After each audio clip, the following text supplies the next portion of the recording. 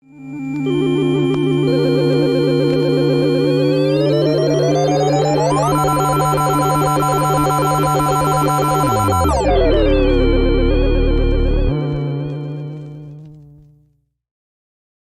week on the Unidentified Celebrity Review. Monday, 4 p.m., Mick West.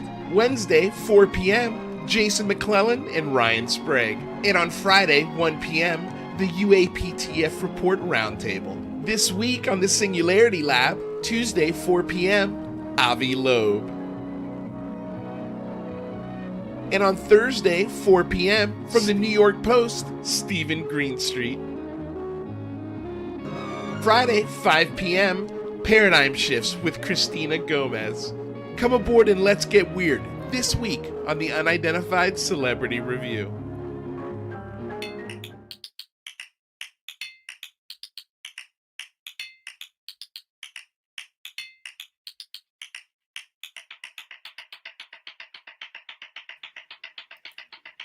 Welcome.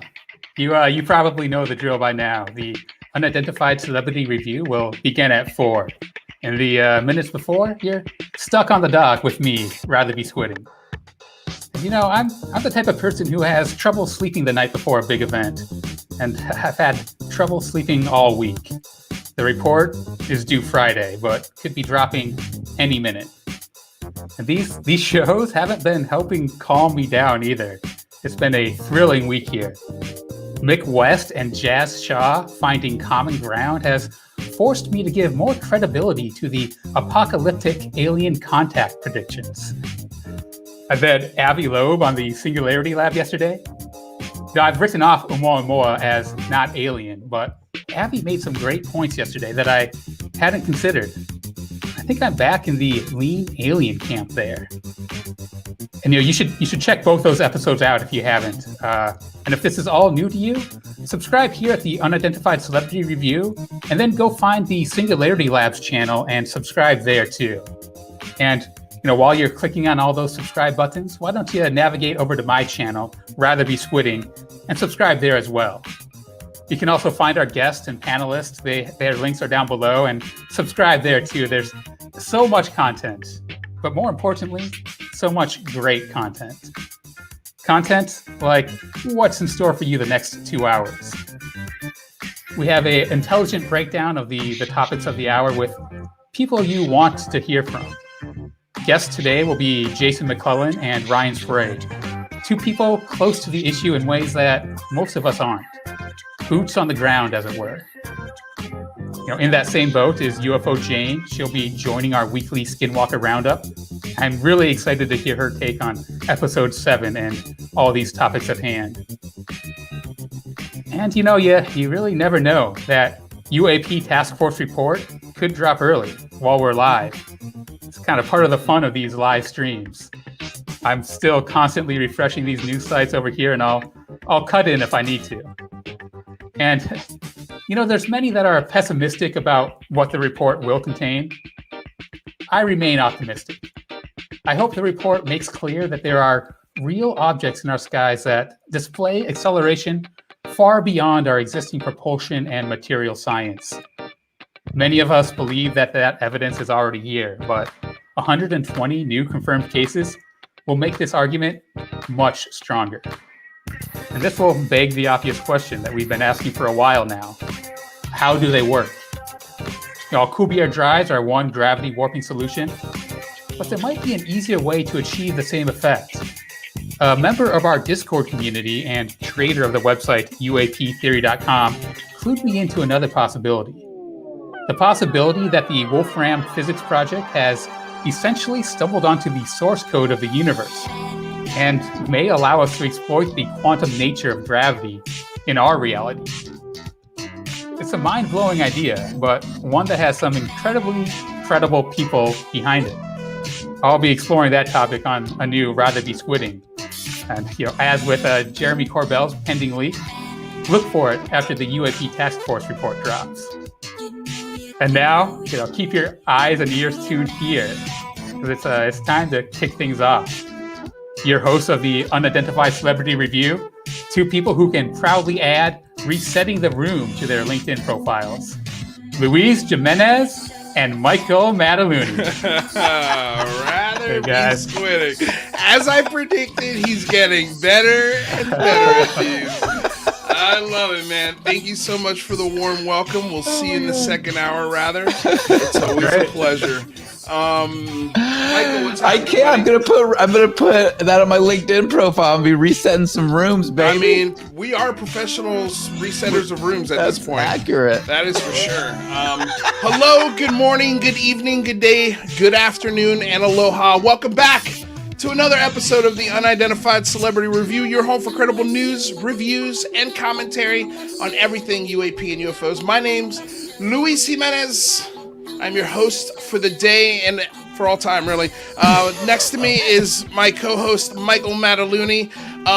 Today's episode is brought to you by our sponsor, BlueMarlinChronicles.com, purveyors of the world's finest fishing tackle since 1995, and also DOS Tapes, whose music you hear right now. Their Bandcamp link is in the description below. Thank you so much to both of you guys. Let's see here. Don't forget to tune in tomorrow to the Singularity Lab. We're going to have Stephen Greenstreet in the house. We just dropped an amazing little tidbit of information with Lou Elizondo in regards to the IG.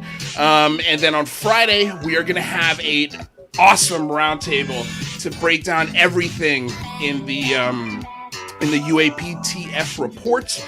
We're going to have UFO Jane's going to be stopping by, Jamarl Thomas. We're going to have Alex Sears and also philosopher and journalist Kent Bai. It is going to be an epic 2-hour discussion, so you're not going to want to miss it. Make sure you ring the bell, subscribe, like the channel. Also, I wanted to just share with you guys today, I'm not sure if you can tell, but I'm in high definition today. And the reason why I'm in high definition today is because of the super chats. It's because of the Patreon. I was able to upgrade my StreamYard plan, and now we can stream in 1080p. So, hell yes, you get to see these ties in even more clarity. You get to see our faces in even more clarity. So that's all because of you guys. I mean, this is a public access show. We do not get to do this show 5 days a week without your support. We don't delay shows. We give all of the stuff as soon as we make it right to you guys, no matter how little or how much you contribute. So we really appreciate all the support. I mean, honestly, that is literally your dollars making this show better. I just did it right before the StreamYard. I was like, oh, I just got, my super chat, direct deposited in the mail, or not in the mail, in my account. And the first thing I did with that money is upgrade the plan so you guys can get this. And now I got, as soon as the show's over, maybe extend the podcast times a little bit so I could upload the Mick West podcast and today's podcast. So thank you guys. Like, honestly, it means the absolute world to us to be able to do this 5 days a week for you guys. Monday, Wednesday, Friday here, Tuesday and Thursday on the Singularity Lab. And so check out our links below if you want to help us. Both of us have the Patreons. Both of us are trying to make this dream a reality. So, Michael, you guys rock. Look at this. I'm so thrilled. G West bringing down the house to help pay the bills. So G West. Thank you. Much appreciated. We got an amazing guest for you guys today. If you don't know, we've got Jason McClellan, who is a Phoenix-based podcaster, author, TV personality, and journalist who has invested more than a decade to researching, writing, and reporting on UFOs and other strange phenomenon. You can find Jason's work at acecentric.com. Welcome, Jason McClellan. Thank you, sir. Thank you, guys. I am so excited to be here. You have no idea. I've been bouncing off the walls all day waiting for this. You do. You look incredibly amped up, energetic. Like you're just kind of shaking. Amped up. Yeah. Well, your walls look great, by the way. I'm glad that you didn't rip any of the posters back there. I'm so excited you're here because I've seen you in this field for such a long time. I hope that's not an insult. You've been in so many shows, you've been in so many productions, you've been involved in podcasts that I've loved over the years and got me into this topic and that have inspired me. It's fun to see how you've developed from the beginning until now, and I kind of wanted to dive into sort of how Jason McClellan's thought process has matured or has grown within the last, how long have you been doing this, Jason? At least 10 years, right? I think my introduction into this field professionally was, I think about this sometimes, it's hard to remember. I think it was 2008. Right on. Yeah, so that's 13, 14 years now? Almost 14 years. Dude, that's a while, man. And how is it 13 years in? I mean, do you still does it still excite you? I'm only a year and a half into this, man. So I'm a fresh baby to this. I haven't gone through the burnout session part of it yet, which I'm sure you hit those walls. So like, how do you feel 13 years in? Are you still excited as you were on day one? That's an interesting question and an interesting way to phrase it. And by the way, I see people commenting on low audio, so let me know if it's getting any better. Yeah, just so maybe turn it up just a touch more. As you're doing that, MP with a $50 donation, HD Dolphin Overlords. Thank you, MP. Honestly, man, it's because of folks like you that we get to do stuff like that, man. So seriously, thank you for the super chats, you guys. I don't know why you do it, but thank you. Honestly, I love it. Because they love you, Luis. Well, to try to answer your question here. You sound great, by the way, now. Yeah. Cool. UFOs is a roller coaster ride. It really is. And a lot of people you'll see go through a lot of the similar sort of ebbs and flows with regards to personal feelings toward the subject and the feeling of wanting to bail completely. I've been there many times. You'll see a lot of researchers who threaten that from time to time, saying, I'm done with UFOs, not doing this anymore. But they come back, and that's what UFOs always does to me. It always drags me back. I've invested so much time, energy, and passion into this subject that I can't quit UFOs. I really can't, and I don't think I ever will. I did it professionally for about 7 years. I was paid a full-time salary, like a real job, benefits and everything. My job 100% of the time, 50 hours a week, was devoted to researching and writing about UFOs. So that was my career. Once that period of my life ended, I couldn't leave UFOs behind. I'd invested too much time and energy into it, and it hooked me. There's something about this topic, and me personally, I'm a huge fan of the unknown, of mysteries, of the universe, of our planet, of everything. I love chasing mysteries, and that's what UFOs are to me, and always will be. When you say chasing mysteries, like what are you most interested in? Is it UFOs, or do you have other interests beyond UFOs that you're chasing? UFOs are my primary passion, but being a curious individual who likes to go after mysteries and look at unknown things, I certainly have a fascination with ghosts, with other paranormal subjects. Going on ghost hunts is tremendously fun. I love doing that, and don't get to do that nearly enough. But things like Bigfoot, I'm into all of that. Anything strange, I'm all about it. Real quick, Envy UAP with a $20 donation says, "You love you guys. Don't stop the show." Thank you. Yeah, I mean, with donations like that, trust us, we're gonna continue. So like, how do you think from when the first time you stepped in, has your thought process, or have you become more convinced? Have you become more neutral in things? Were you more convinced when you came in? Were you less convinced when you came in, and vice versa? So, quick answer, and cutting to the important part, I am still a firm believer that the universe is filled with life, not just the typical token scientist answer. Oh yeah, the universe must have life somewhere out there because it's so big. No, I think the universe is teeming with life, all sorts of life everywhere. I do believe that.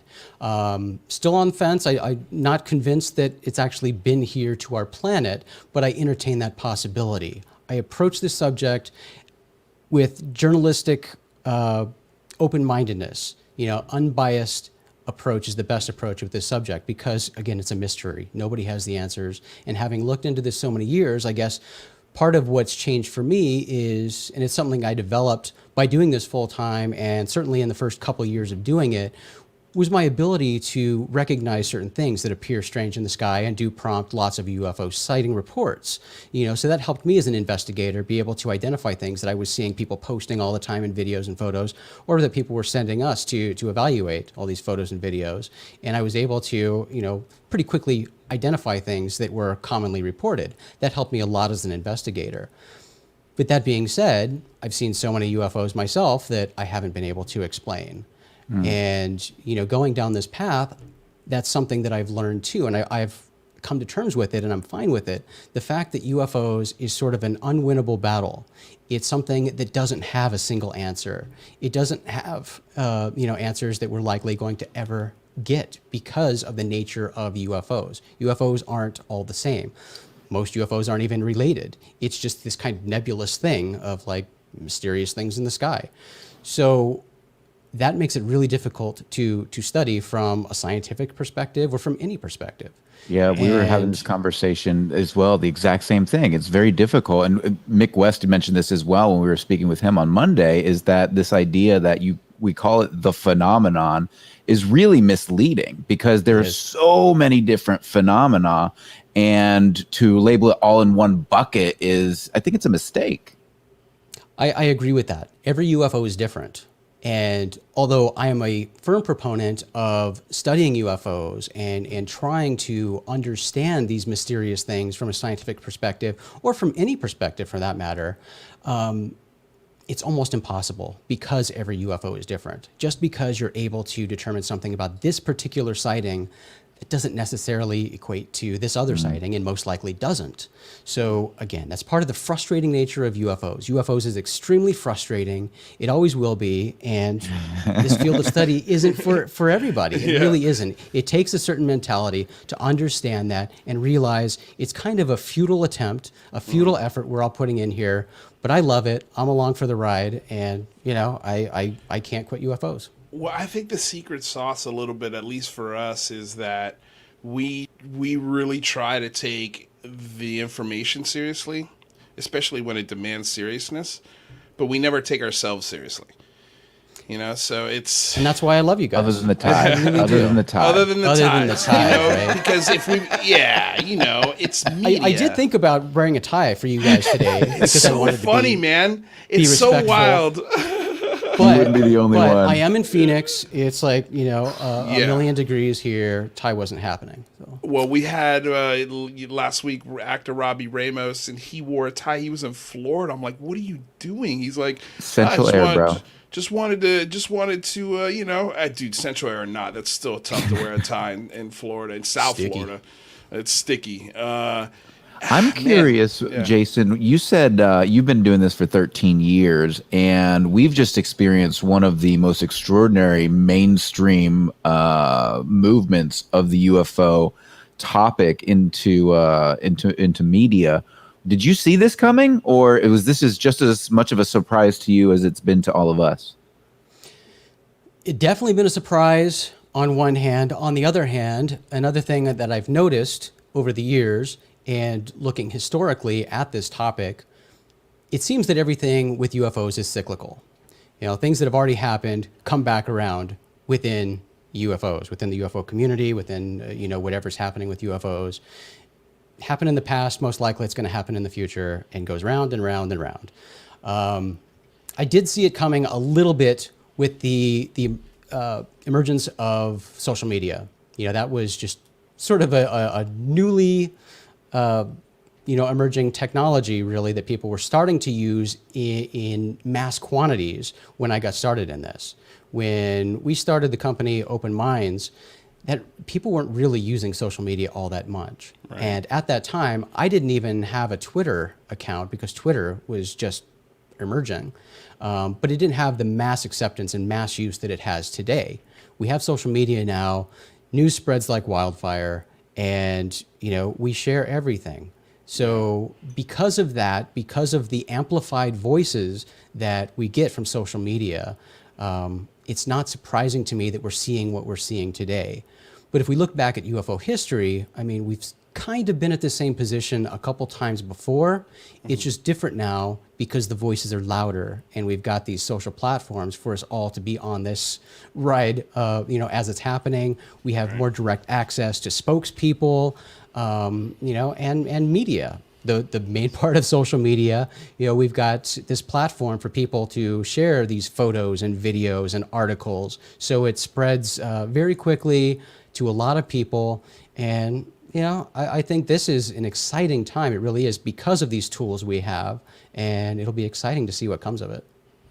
Yeah, I can't wait. I wanted to talk about Open Minds a little bit, because that was one of the first podcasts that I started listening to. I was like, it was, I guess, at the birth of podcasts, really. There was not a lot of UAP, UFO podcasts out there. And I found Alejandro Rojas's viewpoint so refreshing, and so like grounded. And the early podcasts they were rough, because they were the first ones to ever be made. People were figuring out the podcast format, but eventually you guys got it. But then I stepped away from the UFO thing for a few years. I was constantly, especially when I moved from New York to LA. And then when I came back to it, I noticed that you were gone, and I was like, "Wow, wait a second, what happened to McClellan? What happened?" Like, I totally missed that era. So I was wondering, can you talk about that a little bit? Because that's just my personal curiosity. Yeah, sure. So, I mean, with the Open Minds podcast, that was rad, because Alejandro had been doing it for so long by the time we brought him on at Open Minds. And that was before podcasts were really a thing. He was doing that on a platform called Blog Talk Radio, which was essentially like live radio on the internet. It wasn't a podcast where you could download it, listen later. It was a live platform. And then at Open Minds, we turned it into a podcast, and also started doing live streaming too, with a video component. We had rad gear because we built up a studio. We had a TriCaster going on, so we were doing live switching and stuff. So we added the video component to the podcast. And that was really, kind of at the beginning of trying to be multi-purpose with content creation. Well, so cool. That's why I was like, yeah, I see it almost was like you guys were like building a network. I was like, this is cool. Like, I see what they're doing, and I saw the vision. I was like, oh man, this is awesome. So yeah, I was wondering, what happened to it? Was it a funding thing? So the interesting thing about Open Minds is what I love about people who have a lot of money. It's the Tom DeLonge thing, the Robert Bigelow thing. I love millionaires and billionaires who want to spend their money on cool things like UFOs and not on yachts or houses or cars or whatever. I guess if you're Brandon Fugel, you buy the helicopters and cars and do UFOs too. But hey, so that's cool. Well, that's anyway, a billionaire, not a millionaire. That's right. That's how you know. Difference. I love that conversation. Millionaire or billionaire? Yeah. Which, by the way, I think Robert Bigelow is actually just a millionaire, and he's always called a billionaire. I think he was a billionaire, and he's lost some money. You blow a lot of money on space. He blew a lot of space. Is very expensive. Yeah. Space is money. But with Open Minds, so wealthy individual who had a passion for UFOs decided to start this UFO company. So can I stop you right there? I'm sorry. This wealthy individual, he's never been revealed, huh? Oh, he's been revealed. I mean, people met him at at UFO conferences and stuff. Okay, yeah, his name was John Rayo, but he was a private individual. Didn't really want spotlight or any attention or anything. No, that's what I found. I was like a mystery. I'm like, who's this mystery millionaire that's funding this show? Like, I was so curious who it was. Okay, so he's just a normal millionaire guy who is like, I like what you guys are doing and I want to fund it. So what he did was he had money. He owned a medical company, and I was working for that company, and he hired me at that medical company because, and this, I didn't know this at the time, but he wanted to start this UFO company. And he knew me, he knew the skills that I had, and said, we need to start this company about UFOs and extraterrestrials. And this was like on my first day at work or something. And I said, that sounds awesome. Tell me more. Wow. And so after talking for a few months, we actually made it a reality and made it a legitimate company. I transferred over to that company. I brought my colleague Maureen Ellsbury on board. Right. And then I think shortly after that, we got Alejandro and sort of went from there. But we formed this company with the idea that it was a production company where we were doing video stuff. We planned to do TV and radio and all that, but we built a video studio in our office. We acquired some well-known UFO libraries from some prominent UFO researchers. We bought the International UFO Congress, the largest annual UFO conference in the world, and moved that to Phoenix. So we were doing UFO conferences. We launched an internationally distributed print magazine about UFOs that was in airports, grocery stores, stuff all over the world. So magazine, TV, radio. I mean, we were a full-blown media company focused on UFOs. Jason, and you're a trailblazer, man. so I mean, it was definitely ahead of its time. That's a lot of work. That's a lot of work, man. Just because in the year and a half I've been doing this with the phone home that I organized, it's a lot of work, dude. And I feel like I'm standing on your shoulders. So thank you, man. I just want to say that. Thank you. That's awesome. You are sweet, and I appreciate that. It really helps when you have, a team behind you. Right. Because like you, everything I do right now is independent. I do it, and I am able to make what I do happen because of the tremendous support and tremendous network of friends that I have who are willing to do it with me. So that's the story now. But back then, we actually had a company and company resources behind us. So it made it a lot easier to execute a lot of this stuff. It's nice when you have a dedicated graphic designer and you can say, hey, I need this, this, and this for this project that we're producing today. That's awesome. Instead of saying, oh shit, I've got to create that graphic now for the video I'm doing in an hour. Right. So the resources are nice, and that enabled us to do what we did. But after doing that for so many years, and of course losing money, because contrary to popular belief, UFOs does not make money. It really doesn't. No matter what project you're doing, it does not make money. Especially when you're doing a physical print magazine and distributing it internationally.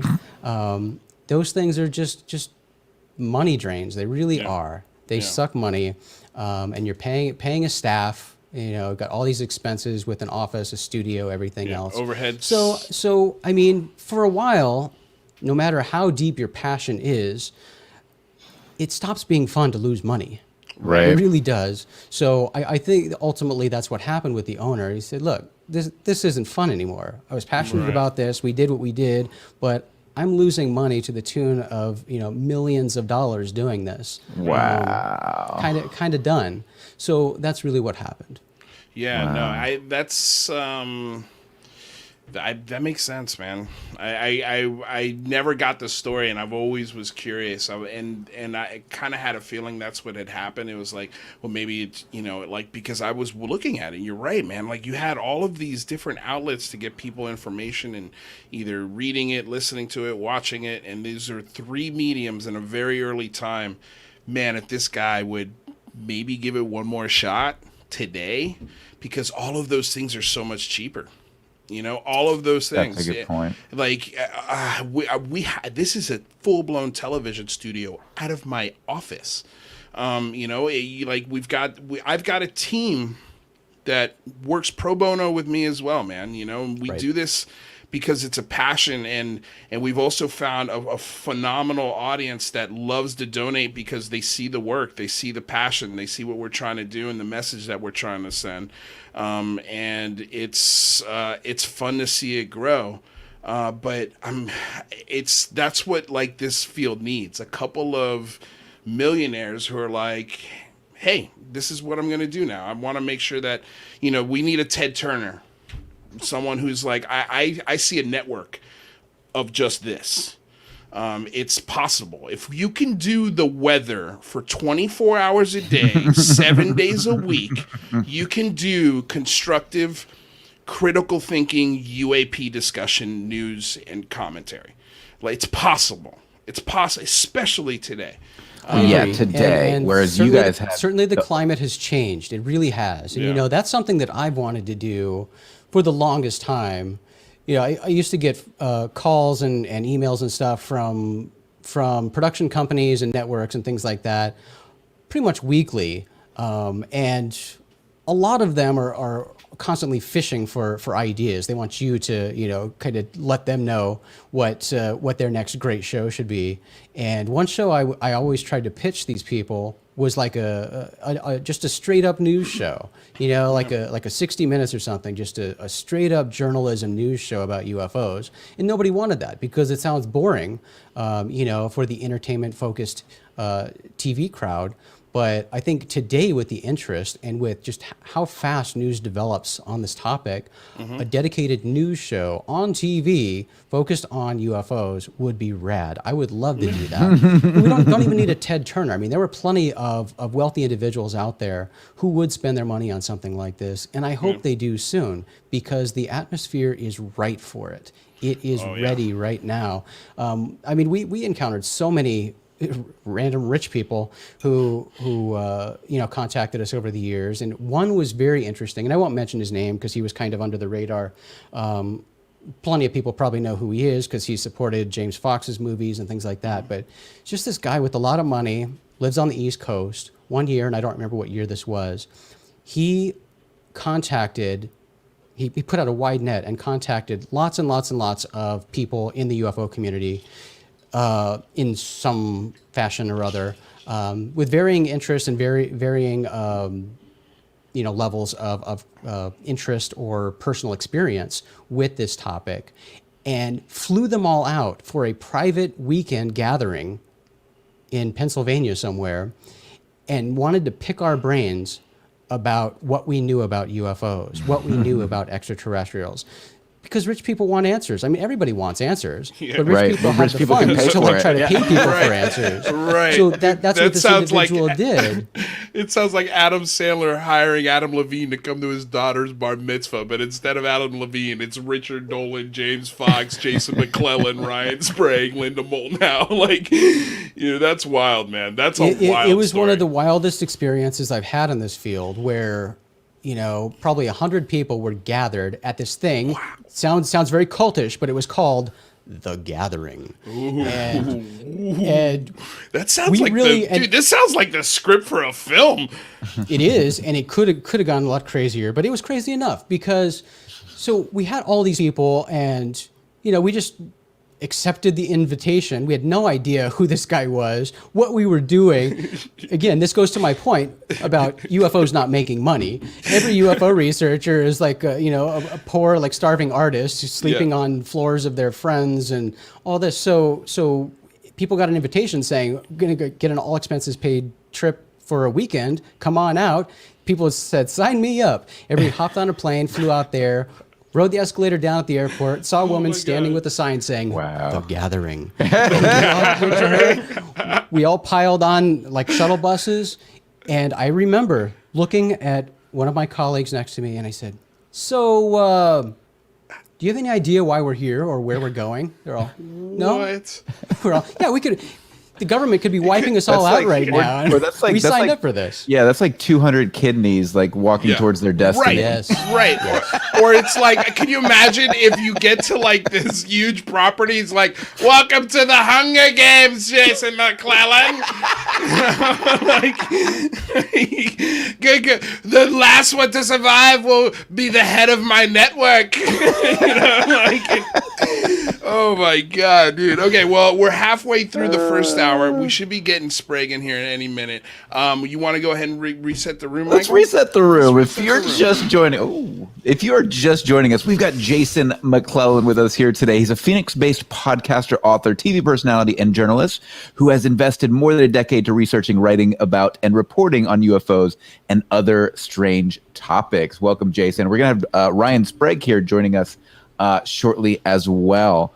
I have also, a quick. Don't forget. Wait, real quick. Yeah. Tell people who's going to be on your show tomorrow, Michael. Yes, we got to indeed. advertise this, baby. And by the Indeed. way, And to the 111 of you watching, share the show. We just got a freaking cult story from Jason McClellan. He could have died. I mean, come on. Well, I first along with most of the UFO researchers in the field today. Yeah. Indeed.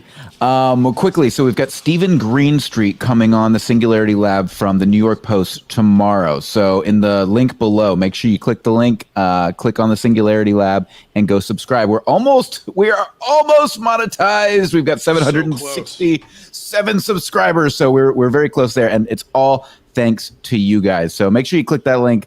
Like and share, and we'll have just continue to bring you amazing content. For those of you who don't know who Ryan Sprague is, he's interviewed military and intelligence officials directly on UFOs, writing for such news sites as The Debrief, Open Minds Magazine, Rogue Planet, and Medium. Speaking on the UFO topic, he is the author of Somewhere in the Skies, A Human Approach to the UFO Phenomenon, and is also the creator and host of the Somewhere in the Skies podcast. Ladies and gentlemen, hold on to your hats. Don't stare too deeply into those eyes.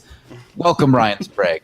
Hey guys, again, I don't know why I'm here because Jason could talk forever about UFOs way more eloquently than I can. But thank you, I really appreciate it. Hey, look, Ryan, you're here because you're the Jeremy Corbell to my Nap. my George Knapp. There we go. I guess I'm George Knapp and you're Jeremy Corbell. Yeah. Yeah, so I'm it's riding your coattails. Got it. That's got right. it. You know what you guys need to do? You're almost doppelgangers, man. Like, you just get a pair of white frames, and it's almost the same. We used to have the Hey, same. Look hair, at we Sprague really did. looking for white frames. He's like, I I'm was an looking actor. for I've got white frames. somewhere. Yeah. Jane has glasses here somewhere. Thank you guys. Thanks for letting me hop in. Dude, thanks for being here. I mean, I watched both of you interact all the time, so that's why I was like, man, it'd be cool if Ryan could just sneak in here and we, the four of us, could just roundtable this. But Jason was, go for it. I'm sorry. Okay, all right. So, did you guys watch, or did you guys happen to listen to the Jeremy Corbell interview with Duncan Trussell? If When not, was it's that? okay. It's totally fine because I can Duncan still. Trussell? Great question. No, I didn't Okay. catch Great that question. one. No.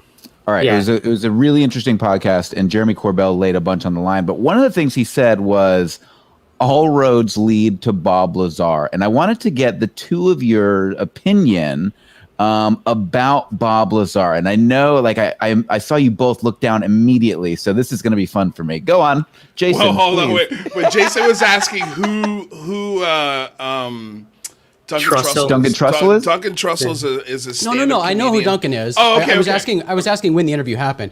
Yeah, Oh, Duncan. recently, just recently. It was like 3 days I was ago. on I Joe. think. I was on Joe Rogan's TV show, and Duncan Yes. was on that with him. So Yeah. Okay, that's right. I forgot that Duncan was there. Okay, interesting. Yeah, I'm sure. Man, we could talk about that. But Michael asked a question, so let's go there. Let's go there. Just quickly, I just want to get you guys both reaction to That's that a good statement question. because I'm really I was really surprised how I was actually quite taken by Jeremy Corbell's interview. But when he said that, I found it a little bit difficult to swallow. So I wanted to get, you guys have been around this topic way longer than me, and I wanted to get your opinion on it. So I'm sorry. Could you repeat the statement? Basically, is that this as this disclosure ball unwinds, it's things are gonna. The person standing in the middle is Bob Lazar, and it was an odd statement.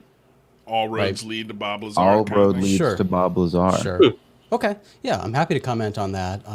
First, I will say Jeremy's a friend. I love him dearly, but Bob Lazar, he's still in my mystery bag. He really is, and everything about Bob Lazar, really, to me personally, has nothing to do with what we're seeing right now. It really doesn't. We get a government report that says, here's some interesting information about this UFO sighting and this UFO sighting, and they potentially pose a threat. That has nothing to do with a guy who says, I worked on reverse engineering UFOs, I maybe saw an alien body. That has nothing to do with what the government report is going to say, what the government is going to admit to. I really don't see any connection to Bob Lazar at all. Ryan? Yeah, I'd have to agree. Again, Jeremy is a friend. I've worked with him in the past. He's been on the show that I do as well. And the only connection I can really see would be some of the stuff Lazar said about, positive thrust and anti-gravitic craft and kind of this stuff we're seeing in the Tic Tac and especially the gimbal video. That was something I talked to Jeremy for a really long time about. Lazar was always about, these craft, it was not like a saucer just like shooting across, like it tipped and it went belly up and that's how it did it. This idea of pulling something instead of pushing it out with propulsion. And I found that fascinating. That's kind of what we saw displayed in the gimbal video. But just like Jason said, I don't see any type of connection between Bob Lazar and what we're going to get any day now. For the mere fact that that even people that worked for the Pentagon, like Elizondo, just refused to talk about Bob Lazar. And they could have their own reasons for that. Maybe it's just not something they are familiar with, but there's such a big gap between the entire Bob Lazar mythos and how we're seeing quote unquote disclosure playing out today. I mean, it's taking the Pentagon, it's taking 3 years and so much of pushing them in the corner to just acknowledge that some of these videos are authentic and that they could be craft that we don't know what they are. And then you got a dude saying that I reverse engineered a craft. There was 9 of them in the hangar. So I just don't see attempted how we can live in that world and then live in this world. And that nobody is kind of coming to the rescue for Bob Lazar when it comes to all these people today. Is it possible that, Jeremy just absolutely believes him 100% and he thinks this is what is really going down? This is what's behind all of the anti-disclosure movement from the government? Is that the fight he's fighting? 100%. Jeremy has made it very clear. He 100 million % believes everything Bob says. And look, we can all admit he is dug deeper into this than probably anyone else out there. Jeremy spent more time with Bob than any of us, for sure. Exactly. Right. So, I never want to just throw it all out because I do think Jeremy does a really good job with his investigative journalism and filmmaking. But, Jason knows this. Once you're in this field for so long, it's hard to not let your personal beliefs cloud your judgment and your research. So I don't want to say anything bad about Jeremy because I think he, this is something he truly believes in and he's going to fight like hell for it and good for him. But I used to be a huge Bob Lazar fan. I believed everything.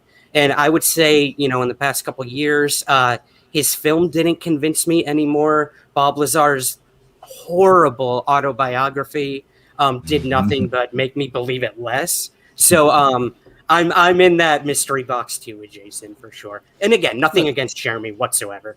I think with UFOs, you can force connections anywhere you want, right? Absolutely. And I think with forcing this to all roads lead to Bob, you could just as easily say all roads lead to J. Allen Hynek or all roads lead to Edward Ruppelt. Anybody who has publicly spoken about and researched and publicly spoken about UFOs and uncovered things about UFOs, some of that stuff could be coming to light and we could force a connection there. But ultimately, I think that's a silly approach. We don't know that. And that doesn't seem to be the right way to go about this. It's not responsible. But I will point this out. It's interesting that you bring up Bob Lazar today because just about an hour before we started this show today, I have probably 3 posters on my wall that are Bob Lazar related posters that I got at different conferences that have Bob's signature on them. Got them from Jeremy, but had them on my wall. And again, like I said, I'm in Phoenix. It's 1,000,000 degrees here. And I've got things attached to my wall in my office here with various types of hooks and adhesives and things like that. But scary. Before we started recording this show, a giant Bob Lazar poster I have, and I think it's the one with Bob Lazar's face on it, fell off my wall, came crashing down, freaked me out because I was in the other room. I was like, what was that? Came in, Bob Lazar came crashing off the wall. Oh, man. Was it okay? It didn't Harbinger. break, I don't know what to make of that. it wasn't a glass frame though, right? Oh, it's glass. Oh, bummer. I don't think it no. broke. I think it landed on his side, but Oh, okay. I haven't bothered to Well, that's inspect it. Luis, You can sit in the hangar for a while. As he sips his cocktail. with the other 9.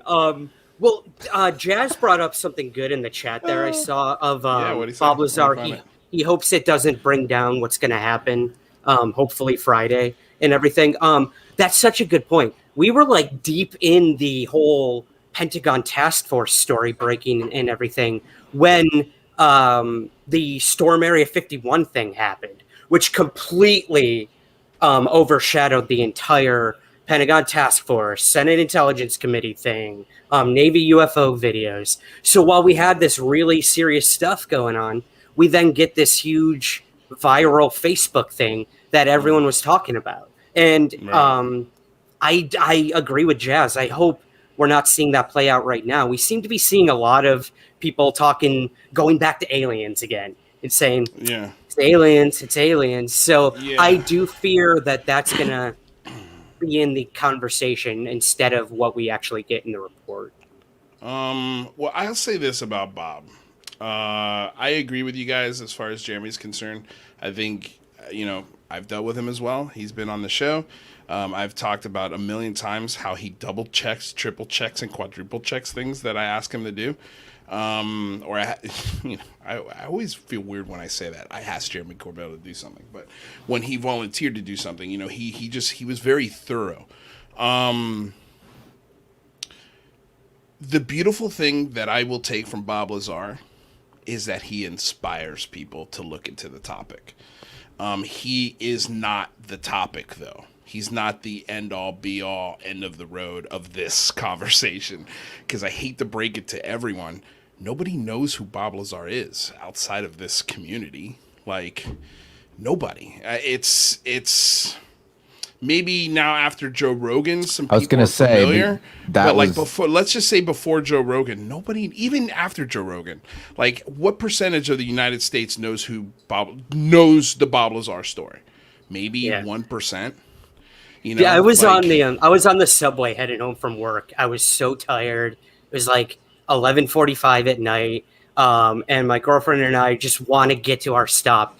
And all of a sudden, I just perk up. I fell asleep. I perk up because I hear the people right next to us on the subway saying, "Site S4. whatever it was, Site 4, Bob Lazar." And Jane and I looked at each other. We're like, "Is this really happening right now?" Yeah. There's a conversation randomly occurring on a New York subway about Bob Lazar. So I think you're right. I think the Rogan interview did do a lot. It did do a lot to get it out there. And again, good on Jeremy for being able to get make that happen. I think it's that conversation he had with Duncan Trussell was the best version of Jeremy Corbell I've ever heard. Honestly, it was so good. And then he went to his belief for about 5 or 7 minutes of the conversation, and it was like, whoa, that's crazy. He's 100%, like you said, he is convinced we have a full-blown craft. We're reverse engineering it. There's a lot more answers than they are letting on. But there's just no hard evidence for us to 100% confirm that. He spent more time with Bob. But let me ask, this is a question I'd love to ask Jeremy Corbell. And I'll ask you guys, would you put Jeremy Corbell in front of Congress?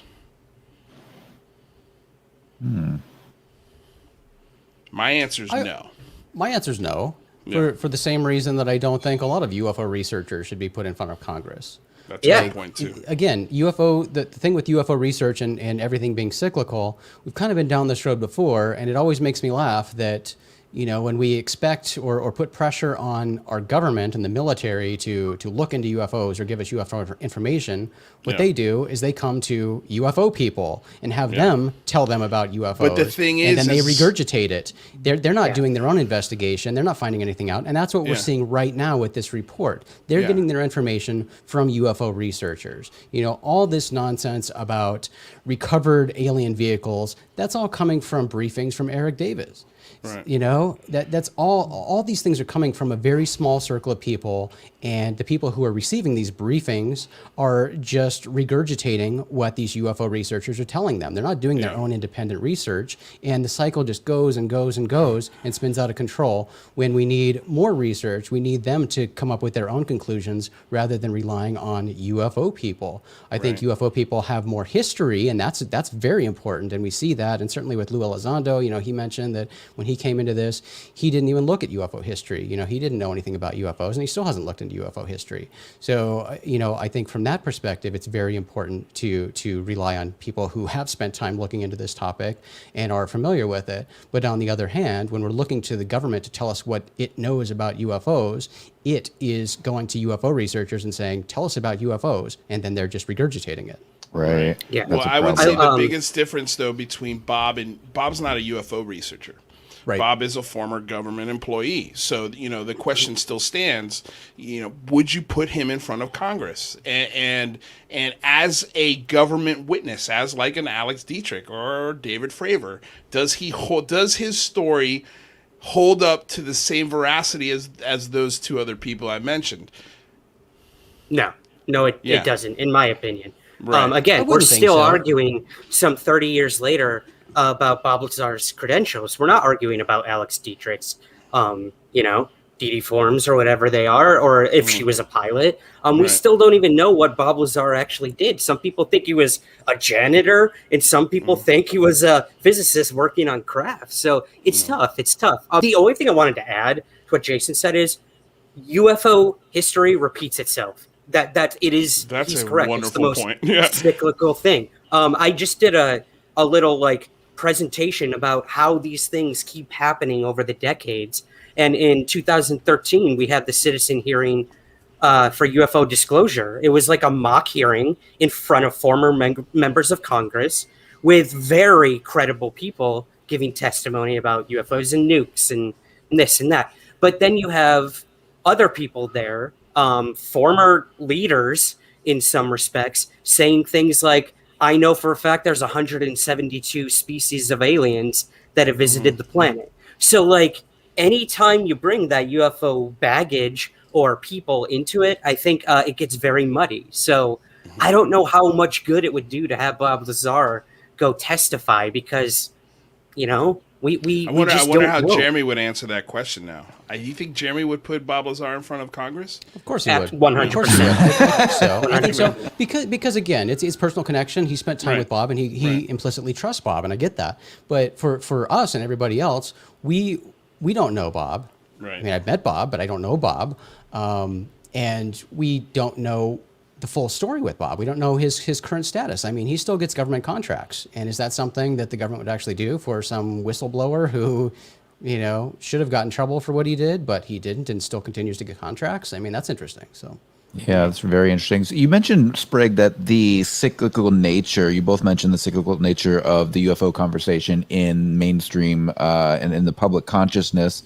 Any recommendations on handling, on not repeating mistakes from UFO history in order to keep this topic more in the mainstream and to continue to ensure that we're pushing forward when it comes to getting good data and studying these multiple phenomena? Well, I think first of all, it's asking for the impossible, and that is for the government to get its shit together. It's not going to happen because the government is massive. It's this nebulous thing, it's just like the UFO phenomena, it's this big thing that we group together in this tiny thing. But there are lots of different pieces to the puzzle of the government. And the government, after all these years, hasn't figured out how to deal with UFOs. The main problem being communication. The different branches, the different agencies don't communicate. And that is the exact point of the report request. The report request was made to try to establish a procedure and process for interagency data sharing because people are not on the same page. People don't share information and everybody's just kind of wild westing it. So, that's a big problem. You know how I know you're right on that? You know how I know you're right on that, Jason? Sorry to cut you off. Is because the classified report that Congress is getting and these senators are getting is only 78 pages long. You telling me 7 decades worth of stuff and you only can come up with 78 pages? That shows just how unconnected they are. Well, and the people making these requests and looking into the topic now at the government level and the military level don't know that the military and the government has been down this road many times before and reached conclusions. And in those conclusions, talking about the Robertson panel and the Condon committee, some of the things that were put forth in some of the ideas they came up with when they were creating their reports was that there needed to be better communication. There needed to be an established way of sharing data. This has been an identified problem for decades, and nothing has changed. Nothing has changed. So I think for the public to have some sort of mass change and understand where we've been historically with this topic and where we need to go in the future, the government needs to get on board and understand what it itself has already done, the plans it has made, and try to figure out a way to carry that out and a way to include the public in that and include public data in that. The efforts we're seeing right now are noticeably absent of any of that. You know, it's very narrowly focused on the Navy and on the FBI. When you look at the CIA, they've had a huge role in UFOs, and even you look back at what they concluded, you know, you have to question everything that's happening now because it's a page right out of their playbook.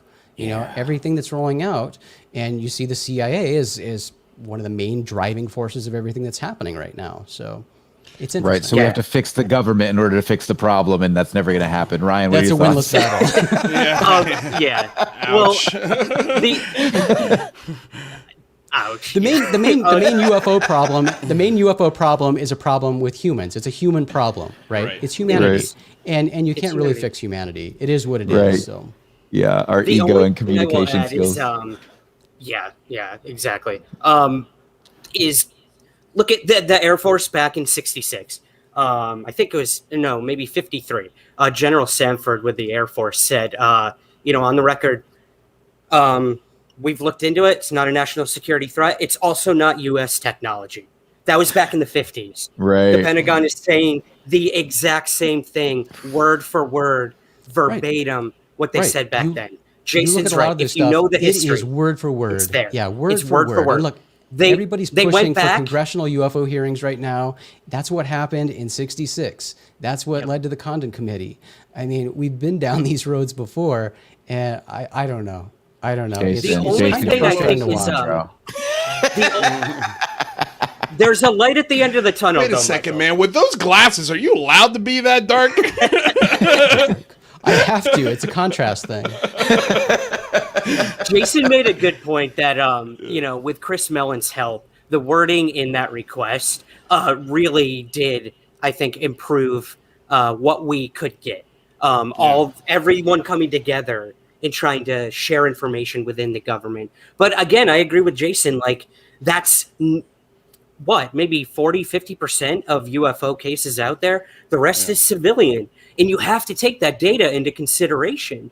But not only that, you have to take the civilian scientists out there into consideration. That's why we're seeing them being like, hey, government, like, here's 50 scientists in all different fields that want to come help you try to figure this shit out. But they're not inviting them in. So you really have to wonder, like, what is their game here when they don't even want actual scientists to come help investigate this thing? But again, talking about how things have happened historically, look back at what's been done historically and the conclusions that have been reached by those historical panels, and even, you know, that included scientists saying, look, there's nothing really scientific to be gained from further study.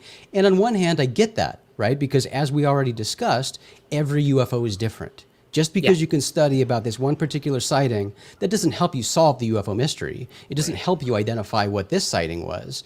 They're all different. And usually you're not going to be able to drive a scientist out as soon as a UFO sighting happens and there's still a UFO in the sky. So there's not much that can be gained scientifically from studying it. I get that. I still think scientific investigation and research into this topic is extremely valuable. However, you know, I think ultimately there needs to be set up some sort of government body or university or something, some body that is willing to take UFO reports and look into them and do the legwork to try to see, you know, if there was a rocket launch or satellites in the sky at that time or whatever, just some of the basic stuff to rule out things or to put in a pile that says this needs to be looked at, you know, further. That doesn't happen right now, but that should happen. So, I was shocked yesterday when we spoke with Avi Loeb, and he said he is willing to be that point person. He's willing. Isn't that awesome? I was shocked. I couldn't believe it. And he was cold on this like 2 months ago. He was not warm on this, and now he's warming up. And so things are shifting. And the web, right? Social media. You brought this up earlier, Jason. These things are different. We didn't have that in 1954, right? And so there are things that are different. But I don't think we're going to fix the government. No, we're not fixing the government. That's for sure. But that was one of my focuses about the big phone home. It was like, I, as an idiot actor in Los Angeles, cannot be asking the government for these specific requests. I need Christopher Mellon to write these requests. I need Lou Elizondo to write these requests because they're in the system. They know the language. It's like Cahill said on the show, if you're going to talk to me about ice cream, I want to hear Ben and Jerry's. If you're going to talk to me about military stuff, I want to hear a military person talk about it. And it's the same thing, it's I think the difference between 65 and right now is that I don't see the veracity of the Department of Defense and the Navy go, because if they wanted to nip this in the bud, they could do it tomorrow. Like, they could just stop all of this and say, this report is nothing. We've already answered this question. They could have done that in 2017. And they haven't. They've let this linger. They've let the press briefings grow. They've let the presidents be asked this question. Like, it's getting to a point now where it's like, I don't know if you're going to have as easy as a time as you did in 1965 to put all of that stuff back in the can. I don't think they want to. I mean, clearly, we have enough evidence to show that everything we're seeing is being driven. It's orchestrated, but we don't know the purpose of it or what the outcome will be. But I mean, everything they do is carefully crafted. From any press information that's released down to the leaked photos and videos and information from alleged classified briefings. Right. They're not doing anything and don't care about these leaks. So, I mean, clearly somebody's driving this. There's a purpose behind it. We just don't know what that is. You don't think it's just mismanagement? Like, they're attempting to manage the narrative. They're just not very good at it. I know Susan Goff is very skilled at what she does, but that doesn't mean that she controls the entire narrative. And they could be reacting. Well, she could, though. She could. Right. I mean, all these messages that come out are carefully crafted and vetted, and they're intentionally worded. Right. So yes, going back to government, going back to humans, yes, there's certainly a high probability of miscommunication and things like that. Right. However, like the blunder with Elizondo, right? I mean, that was a huge blunder from Susan Goff specifically, was it not? When she said that he did not have a role at ATIP. Right. As far as we know, that's a blunder. Right. And I think it is a blunder, but we don't know. Right. It's mixed messaging. It's confusion. And you're muddying the waters. Again, you look back to CIA recommendations. You look back at, the Robertson panel and recommendations for using media to steer narratives and confuse people. I mean, we're seeing that all play out. So who knows? We'll just have to wait and see. Yeah. You know where the confusion first started? When the term UAP came around. Again, like, it's creating a new nomenclature, I think, to make people like, wait, what? But there's UFOs, but then what's this UAP thing? That's my personal opinion. I think that was kind of the start of when they wanted to kind of dizzy us and make us be like, okay, now we have to wrestle with this whole new terminology, which, first came from like people like Hillary Clinton and Podesta and then Elizondo and now officially the Pentagon. So I do have to wonder. I do. Well, it is. I mean, like when you see Questlove on, late night television asking the president of the United States, and then he gets the acronym UAP wrong, and he's like URN or whatever he said. I think you're right.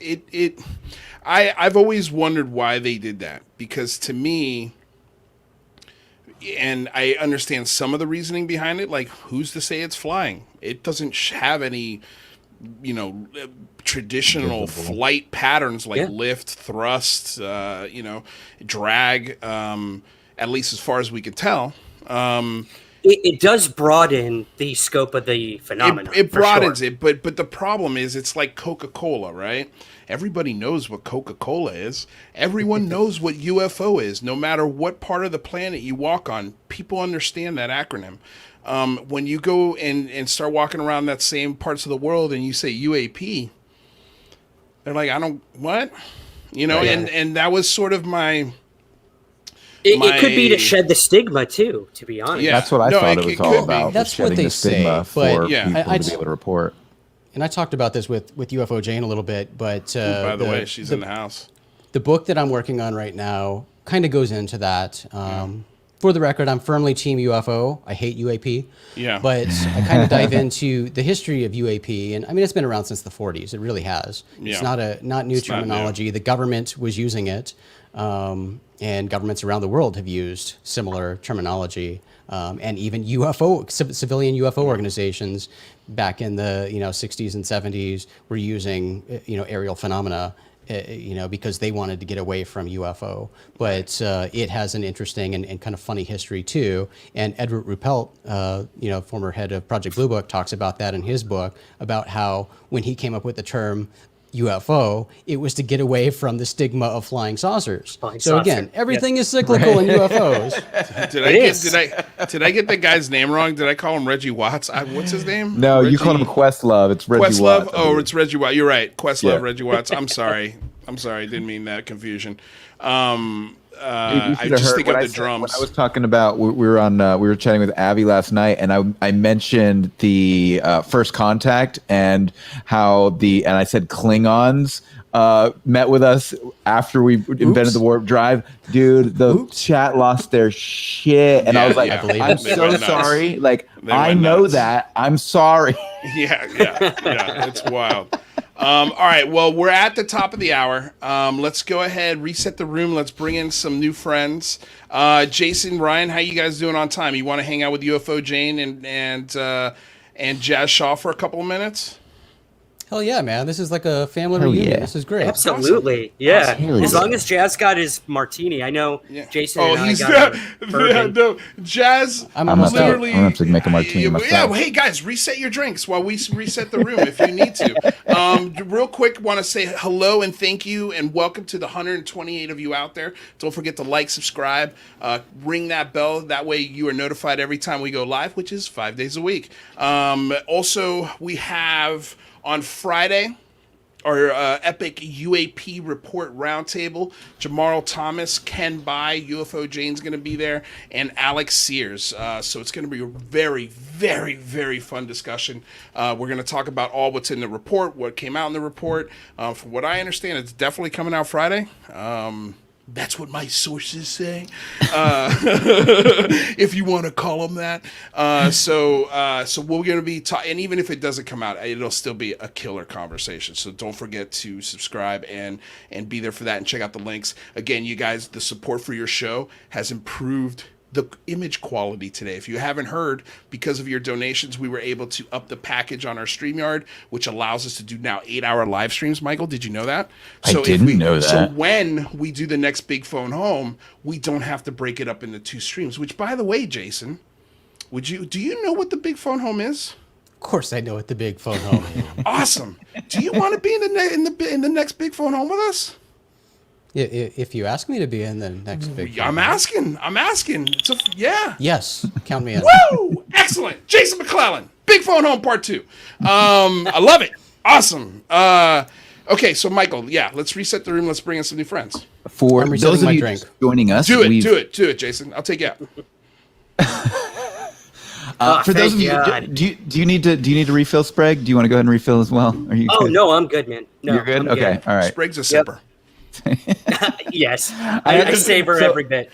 I was making the thumbnail today. That's why I came up with your promo earlier, because I was making your thumbnail today and I was like cropping you out and putting you in the thumbnail, and I was like, I'm just gazing into his eyes, like he's got the most. I'm like, how do I break away? It's like that haunted painting where I'm looking at your picture right now, and it's like everywhere I move, your stunning I'm staring at you. Blue steel eyes are piercing into my soul. I will say, I will say, when I used to go to the my mom, I would go with her when she would get her hair styled, and all the women in the place would be like, "Oh my God, look at his eyes! I would kill for those." And I was like, I was like 5, 6 years old, and I'm like, "Ew, girls, get away from me!" Please. Dude, those are the money makers, bro. When he turned, I was gonna say when maybe he turned they 7, should put me in front of Congress. Yeah. Hell yeah. Hypnotize the panel. Hypnotize the entire panel, man. It would be awesome. All right, let's bring it in. Let's bring back Jason. All right. I would put Ryan in front of Congress for sure. Yeah, We could put Ryan. We can put Ryan in front of Congress. All right. So for those of you just joining us, we're going to be diving into our second hour where we're going to be talking about episode 7 of season 2 of Skinwalker Ranch. We're being joined today by Jason McClellan, who's a Phoenix-based podcaster, author, TV personality, and journalist who's been investigating this topic for more than decades. Welcome, Jason. We've got Ryan Sprague, who is the author of Somewhere in the Skies, A Human Approach to the UFO Phenomenon, and is also the creator and host of Somewhere in the Skies podcast. Welcome. We've also got UFO Jane in the house. UFO Jane has documented over 1,000 UFO cases over the years and interviews UFO experts and others for her YouTube show, That Weird UFO Show. Welcome, Jane. Hey guys, am I coming in? Hi, Jane.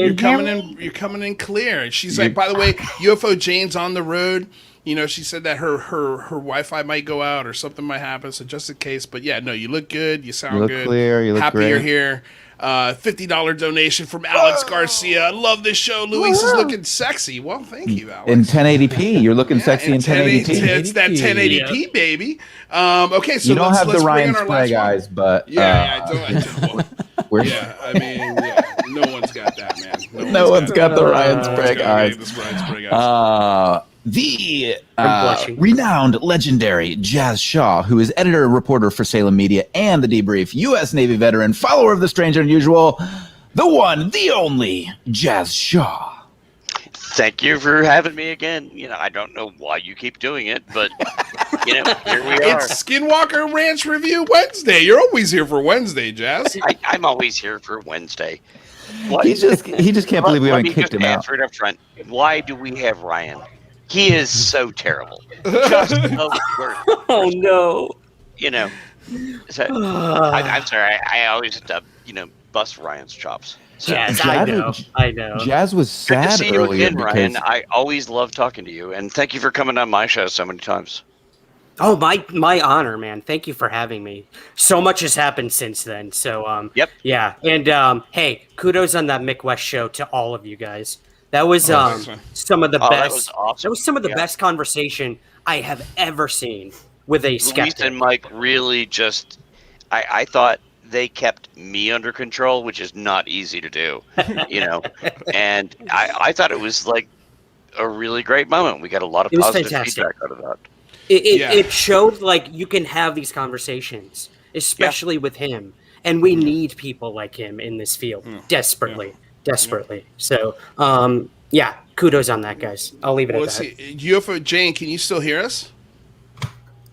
I can. Okay, cool. Can. Yeah. Can you guys hear me? Yeah, we I'm can hear you battling clear. and I'll do my best. Don't sweat it. Don't sweat it. We'll just keep you on audio, worst case, so that way you could just stick with us. All right, there she is. Yeah, girl. Oh, wait.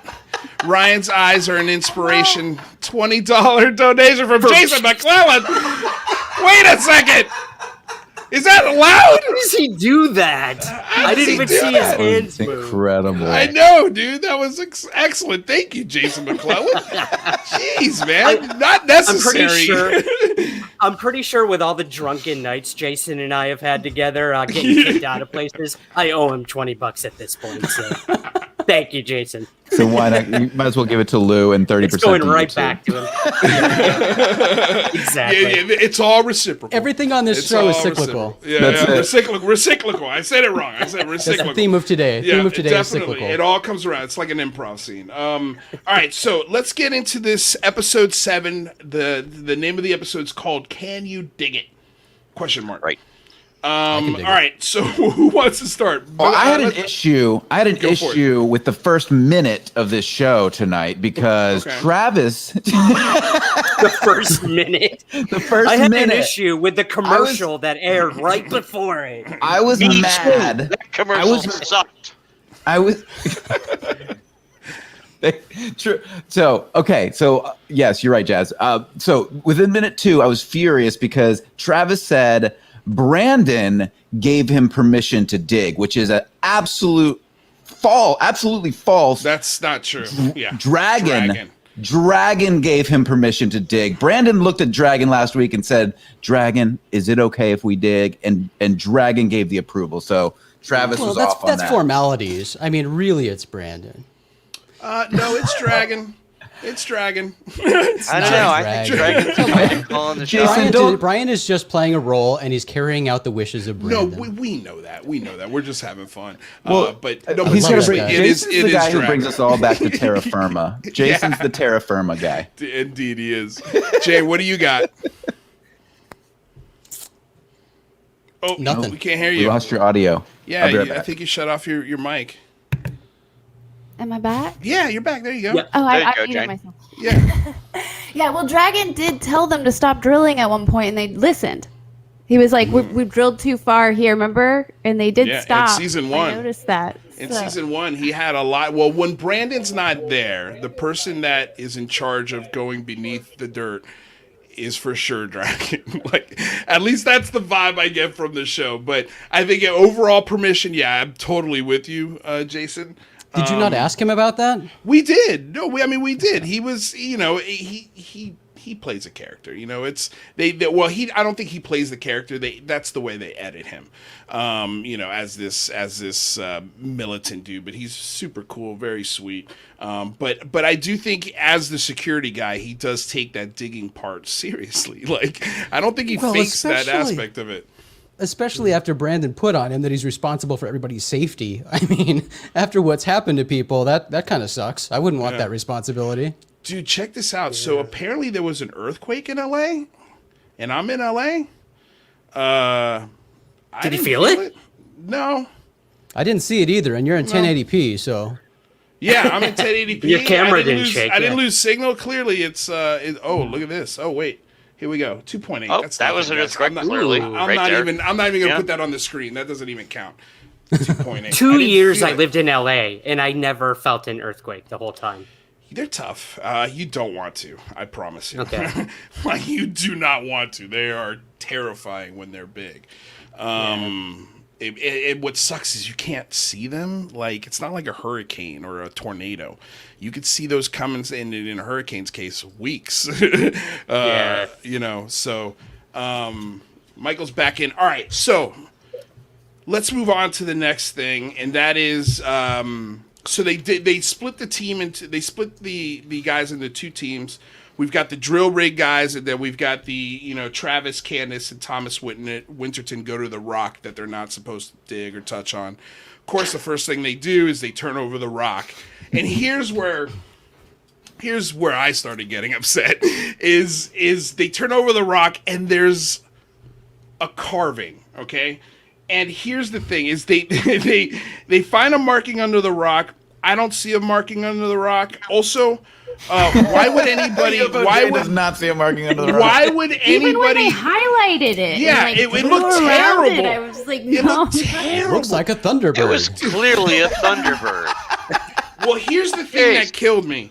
The guy who suggested that was Caleb, who said into camera, "I'm a novice mythologist and historian who is also a security guard." And now he's making suggestions on carvings, on rocks. Like, what? And that's where the production went. Like, they're like, yeah, let's highlight it. Let's say, this is a carving. Why would anybody carve something on the bottom of a rock? Number one. Number two. The two. Navajo Thunderbird, I was looking it up, and it's supposed to protect, it's supposed to warn of danger. So I don't know, there could be a reason but does it still work if you like cover that it could up? be buried, but Yeah. But I still didn't see it. I mean, Well, I still. there's petroglyphs on the property. That's a fact. So Sure, there's a but possibility. none of them that are there's underneath rocks. They've never flipped over a rock and found a petroglyph. Well, it wasn't flipped over though, right? I mean, it was like the shaded underside of it. The problem that I had was, and I was writing down my notes, for the whole thing for the show, and it was like, we've had 2 seasons where they were like, whatever you do, don't dig, because that's the worst thing that could happen. And Dragon's like, no, we're not going to have any digging, because if you dig, terrible things happen. Now we're in this season. Here's this rock, and I just wrote down the note. Whatever you do, and this is from the original owners that own the ranch before. Whatever you do, don't dig here. The response from the team in this season was, we need to dig here. And they're just out there with a backhoe. I'm for it. I'm pro dig. I was pro dig. Well, and it's smart TV. It's smart writing. I mean, they established that in season 1. So, but it's like the disconnect. Was I the only one who thought that? It was like, no. Well, it could be really dangerous for people, or right. Well, and I wonder where it goes from here. Like, I always go back to like when Jim and Pam finally got together on The Office. Then it was like, now what? Like, what do I watch for the next 6 seasons?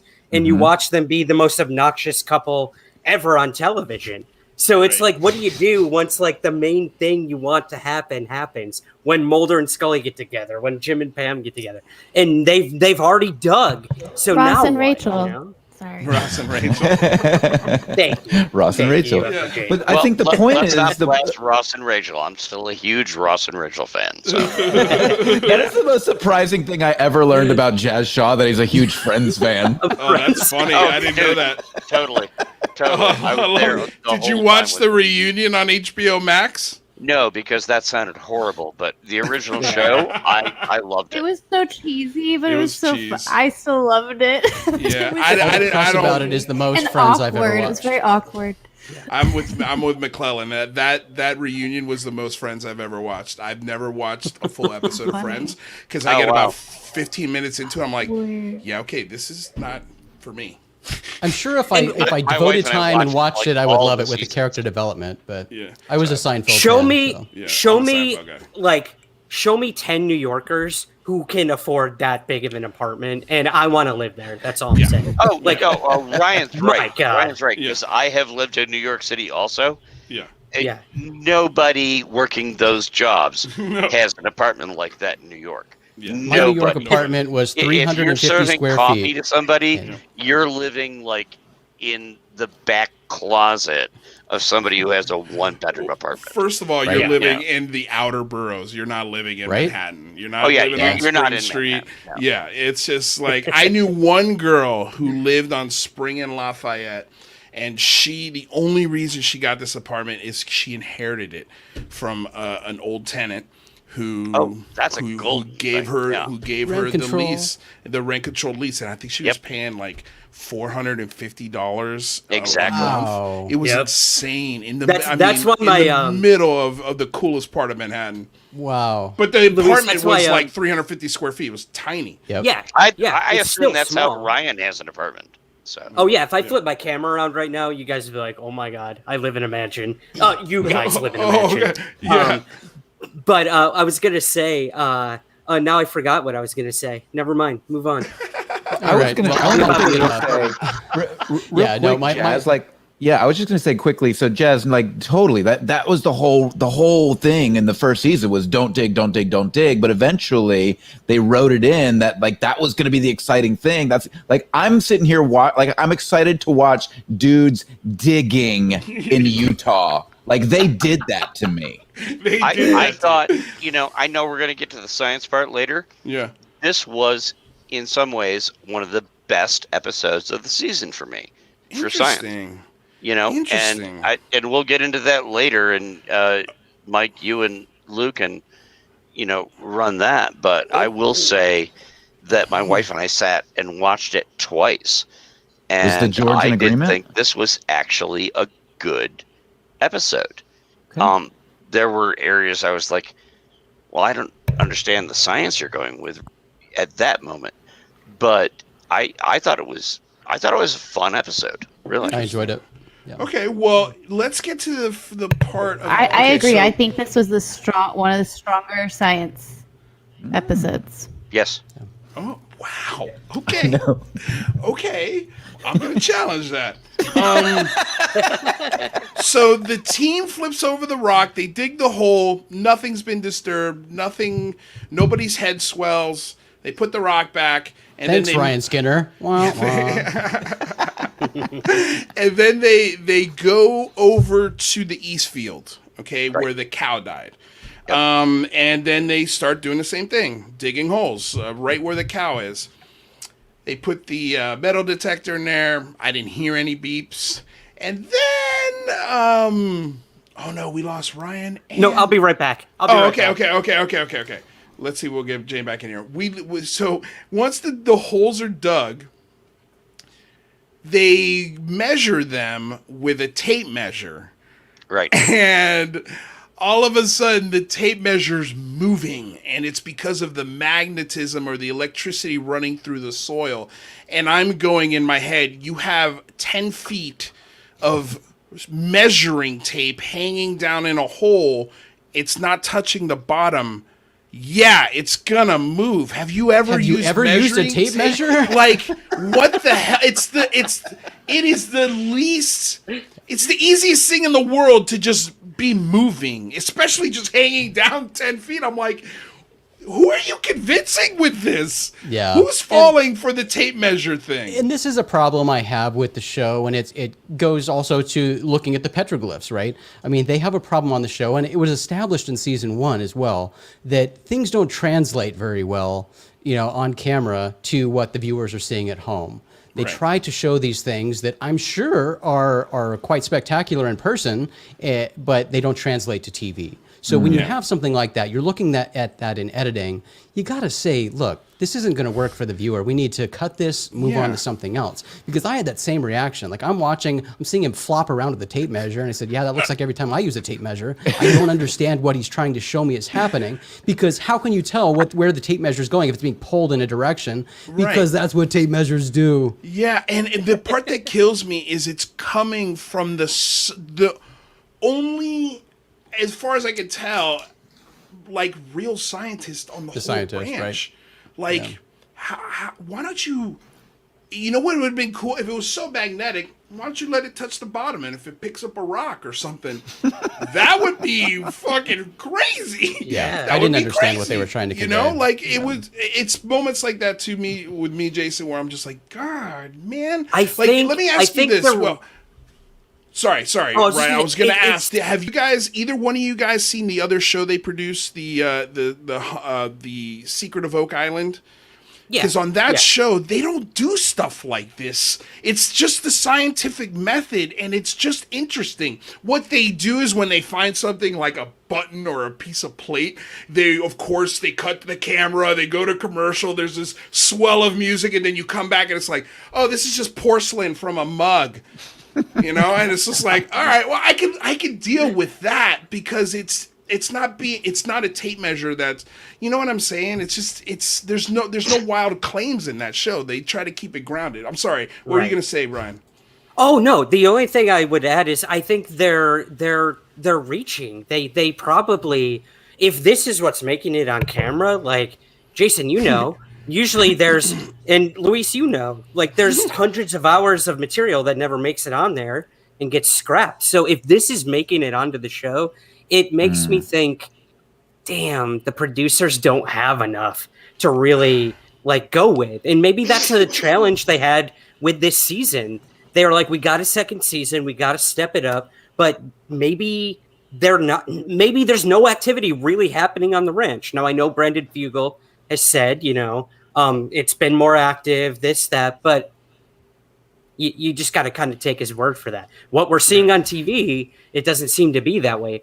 Or maybe it's much more powerful in person, like you said, than what we're seeing on camera. I don't know. Hey, Jane. I didn't get that, Ryan. Yeah, I really didn't. This was the show I was hoping I could come and give a much better score, and I think I still will. for the science overall. But they're talking about, oh, we've got a compass here, and it's spinning, right? That was interesting. We've cool. had discussions here on previous shows. I will tell you, I have watched a compass spin. It was in a TACAN room in the Navy next to a 5,000 DC volt TACAN system with, think about the magnetometer or the motor inside of your microwave sitting next to a piece of equipment that has the same generating power multiplied by 1,000. You could sit there and get a compass to spin in front of it. We used to have a compass hanging inside of the TACAN room, and it would spin, but it would also kill you if you touched it. There's not that much current going through sand, So yeah, I had some questions about that when they were going like, oh, the compass is spinning and we can't tell where this is coming from. And they had two real compasses that were spinning. Two real side by compasses, side. another digital That compasses, was the yeah. coolest thing I've seen on the show. I don't want to say they were lying or that it was like trickery to make the show, but I will say I've been in places that make compasses spin, and wow, you need a lot of energy to do that. Yeah. Okay. Well, I was gonna ask Jane what she thought about the tape measure, but I think we've lost Jane for the show because she's having technical issues. So I just hit her up on Twitter, and I also got in our private chat. If she could join us in the chat, I can highlight her answers and get her opinions on stuff. So That'd if be you great. hear me out there, Jane, sorry that you're having tech issues, but definitely try and join us in the chat. And we'll make sure we get your opinions. in Sorry, there. Jane. So Jazz, you jumped to the most interesting part of the show, but what I wanted to talk about real quick was the other team that split off, the drill rig. When they started drilling and stuff, so they set up a spectrum analyzer, a Geiger counter, magnetometers, all of this stuff. Here was my issue with it, man. So we're getting the spectrum analyzer and it's producing weird readings, but I have no idea what that means. Right. Like I have no idea. And here's the problem that's killing me. Neither does anybody else in front of the monitor. Like, why are they? Nobody on the show knows what it means. I don't understand. Why are you using equipment you don't know how to read the readings? I understand in some measurements you have to wait for the readings to understand them and measure those things. But this seems like a real live time feed.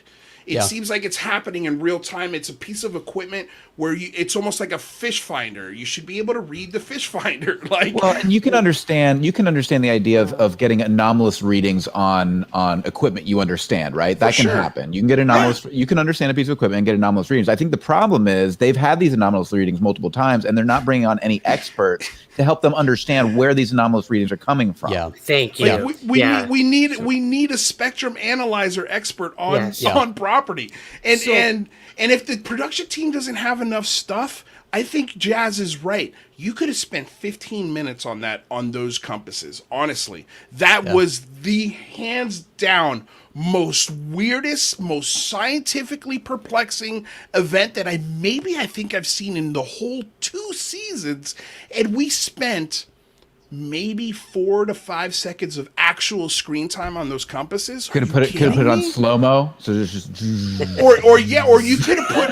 You know what would have been cool? Again, like I feel like this show does not take advantage of time lapse enough, because you could have put both of those compasses down on a table with a camera over it and just film it all day to see what these compasses are doing. Why are you not doing? Why am I thinking of that? Look, I think the best element of the show, and they need to do more of this, more cutaways to Bryant, because I love Bryant. Yes. And he has the greatest faces. They need to show the compass spinning. They need to cut to him going, oh, yeah. He has the greatest reaction cuts, and they don't utilize that enough. Agreed. Can I read just the 2 notes that I had Go for about it. that? And I was jotting this down, and for those of you who haven't watched previous shows, I was a radar technician. I've had school for this. The two notes I jotted down were electric current through dirt doesn't generate the kind of magnetic field that electric current through a copper wire will. And second, the amount of energy required to swing a compass at a distance of half a mile is insane. And the word I wrote was insane, because they were having people holding compasses that they were watching the drill thing like a half mile away. And suddenly it's pointing north over there. You can fool a compass. Like I said, I've stood inside of a TACAN room. If you're next to the driver for that, you can swing the compass at 3 feet, half a mile. Wow, that's a lot. So yeah, I had questions about that. Yeah, let me ask you this. That moment where they held the two compasses next to each other, that's when both teams had met at the drill with their different compasses. So my question is, could this have been here's the this is why the editing is not great on this show, because this allows people to go, well, is this an editing trick? How do we know that they're not setting up these two compasses here and there's not a magnet in somebody's pocket or underneath the compass? That could be a lot of editing. That's, and I'm sure I'm going to go ahead and give the benefit of the doubt to the production and everyone there that's not what's happening, because we had Dragon on the show and I don't get that vibe from him whatsoever, that they would set stuff like that up. They're not staging things. Yeah, they're not staging things, but the way you edit it raises those questions. And that's why I think this show can be sharpened in so many ways. And I think you could focus on a lot of these what seem like small things and make them more interesting than you're making them. I think Lou makes a good point that Ryan can speak to. Specifically, there are people in the field doing shooting, and they're collecting information. But Ryan, does that ever sometimes maybe get out of control in the editing room and somebody goes, oh, well, I could clip this and this and it would make for better TV? Oh, absolutely. Yeah. I mean, Jason can speak to this too. Like aspersions on them. Yeah. They can edit narratives. That tape measure tells you 100% they edit narratives. The trailer thing was crap, I thought. I'm sorry, but when I had Metals the other tested, stuff, Ryan, I mean, do they edit that later? Yes. Yeah, they do. Yeah, I mean, when I did the episode with Frank Kimbler, a geologist who found metals in Roswell, and we had him tested, we were filming that for almost 3 hours, going through all of the data, every single isotope, every single percentage of which alloy was in these things and everything, and it was blowing our minds. And then it's singled down to literally 20 seconds on camera where they say it does that. So the science is not sexy. And I think that's the problem with a show like this. There could be a lot of scientific things. That's to where I forward, disagree. I think the science is sexy. If you have someone who can explain it in a sexy way, like a Michio Kaku explains science in such a sexy way. So does Neil deGrasse Tyson. All these guys are sexy with their science speak, and you can do it. It's just they're afraid. They're afraid to make that decision in the editing room. And also keep this in mind, Jazz. I looked at the credits. I believe, if I'm not mistaken, it's at least 5 editors for a 10-episode season. So I actually think it's 6 editors. So think about that for a second, too. TV shows are a mess. They really are. And I really hope that people understand, and I want people to do this. Try to separate the TV show from Skinwalker Ranch, because they are completely separate things. I know the Skinwalker Ranch guys and Brandon, and I do genuinely believe that they're honest people. And again, I'm not Jeremy Corbell. I'm not going to fall down and say I 100% believe everything that Bob Lazar says. I'm not vouching for these people, just based on my personal experience. I do believe what they say, and I think they're honest people. Yeah. So you need to separate the show, which is made to be a TV show for entertainment purposes, and the ranch and the people on the ranch, because they are doing much more work that doesn't make the show. And I really, Lou, I hope you reach out to Eric and get him on the show, because Eric definitely. is so rad. He is such a rad guy. His faces he makes the second best faces on the show. He does. He really does. He's got like this cute little like, wow, really? He's so innocent. It's almost like Sprague, where he's just got this innocent look. And you UFO should see Jane, him when he's not on TV for the seasons. Like he grows his hair out. It's all long and shaggy and stuff, and you don't recognize him. He cuts it for TV. But Eric is awesome. He really knows a lot, but I agree with you that with some of these things that are very specific scientific things with scientific instruments, bring in the experts. And according to Eric and according to Brandon, they do bring in other experts and consult on this type of stuff they're encountering. It's just not the TV show. That's not stuff that's making the TV show. I think that's the stuff that should be, It should. And when are we going to see that? When are we going to see that? We should press Brandon to put that stuff on the website, because that's been promised. So I hope that comes. But with the spectrum analyzer, I think there's a lot to be gained from that. And that makes me think about open minds. And we talked about that earlier. Yeah. We had a shit ton of really cool equipment that our rich owner purchased and we never used, because we never went on investigations and things like that. Well, rarely. But we had this rad spectrum analyzer that was a super expensive spectrum analyzer that also had this high-tech capability of being able to create a 3D modeling of things that the antennas were pointed at. So in a case that maybe there was an invisible skinwalker or an invisible ghost or alien or something that was sending off, causing signals to be created that the spectrum analyzer was picking up, it could show you in 3D what that shape would be. If something was interfering with a signal and creating a shape. And I would love to throw that on Skinwalker Ranch. That would be rad.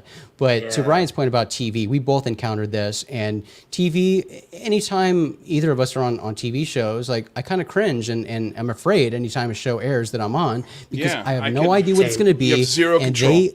You have zero control. It's all in the hands of the editors, 5 editors in this point on Skinwalker. But they make you say anything they want you to say. They dissect the dialogue tracks and they make you say crazy shit. And you're like, I didn't say that. I sound nuts. But they do it. It's all in editing. Jason taught me, when I got my first opportunity to be on TV, I was terrified because I've seen what they can do and I didn't want to come off as a nutcase. So Jason literally walked me through, don't let them trap you in this. If they ask you to do it again, make sure you say the same thing, this, that, because they will. They have to fit a narrative.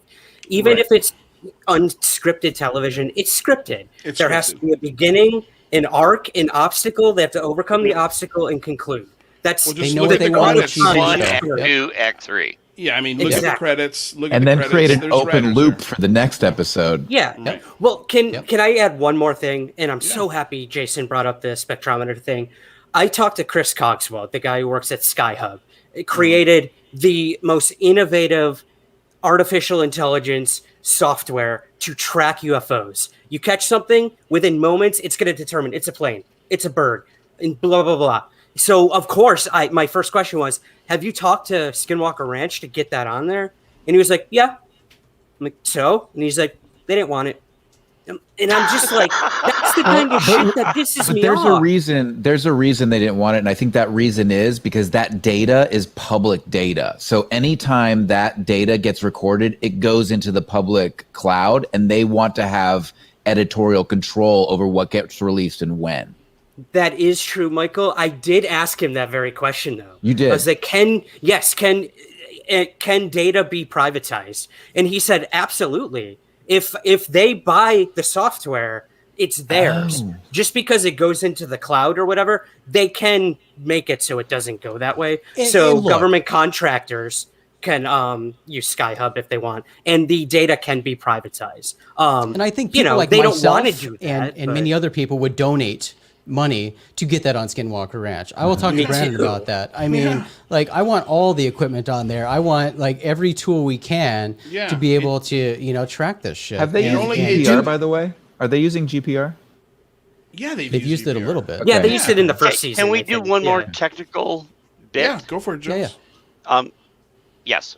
My wife wanted me to remind anybody who does a $50 super chat, she will bring me a shot of really expensive Jack Daniels. So let me be clear. Anybody who does a $50 super chat, anybody who does a $50 super chat, Jazz will take a shot of very expensive whiskey. It's really expensive. It's Sinatra edition. I mean, Jack for Daniels. the Mick West show, he did what, 3, Mick?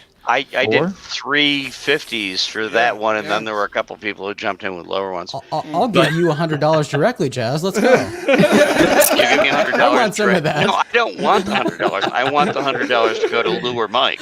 I understand, but I want nobody in the show donate any more money, please. Like, come on. What were you going to say, Jazz? No, the other thing was Gilsonite. If everybody watched the show, I had a big problem with the Gilsonite theory. Yeah, because I came from a background. I came into journalism writing about energy, particularly writing about fossil fuels.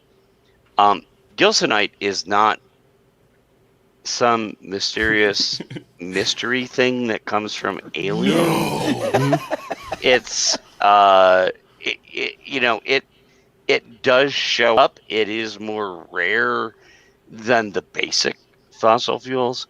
But if they had Gilsonite, Gilsonite is found in bitumen, and bitumen is like one of the base things that we drill for, particularly in Canada, like in the tar sands areas and things like that. And it exists. If you find evidence of Gilsonite, it doesn't mean you discovered aliens. Right. It means that you discovered a lower propensity hydrocarbon. Basically, and it's not technically a hydrocarbon. Don't all of you chemists jump up and yell at me. But it's in the same stratum, and it cooks the same way, and it gets used. So I thought the amount of attention they paid on Gilsonite was shocking. Well, this was Michael's biggest moment of contention, I think. I was thought furious. It was not, I was furious. It was not really convincing. It's like, oh, we found Gilsonite and therefore XYZ and aliens. I'm sorry, Gilsonite exists. We already had a word for it before you thought there were aliens. It's here. Well, he didn't go aliens. He went ship. Well, he said ship. He made it sound. Yeah, I agree with you. I thought exotic. Exotic, definitely. And it is not as common. But it's really not exotic. So I thought, I'm not trying to drag the whole show. I'm just saying, I thought they made a little too much of the Gilsonite thing. I can't wait to hear what you say, Michael. Well, so real quick, before Michael says this thing, just FYI, and this is completely up to you, Jazz. But Alex Garcia did donate a $50 donation, but way before you said what you said. So if you wanted to consider that. Get him a shot. Get him a shot. I mean, of course, if you want to donate another, think we need a donation. I really feel. I feel like that donation was given. You know what? I'm feeling in a glorious mood here. All right. All right. But real quick, UFO Jane, get your scores together. I'm so bummed. And if you can, also give us your opinion about the tape measure.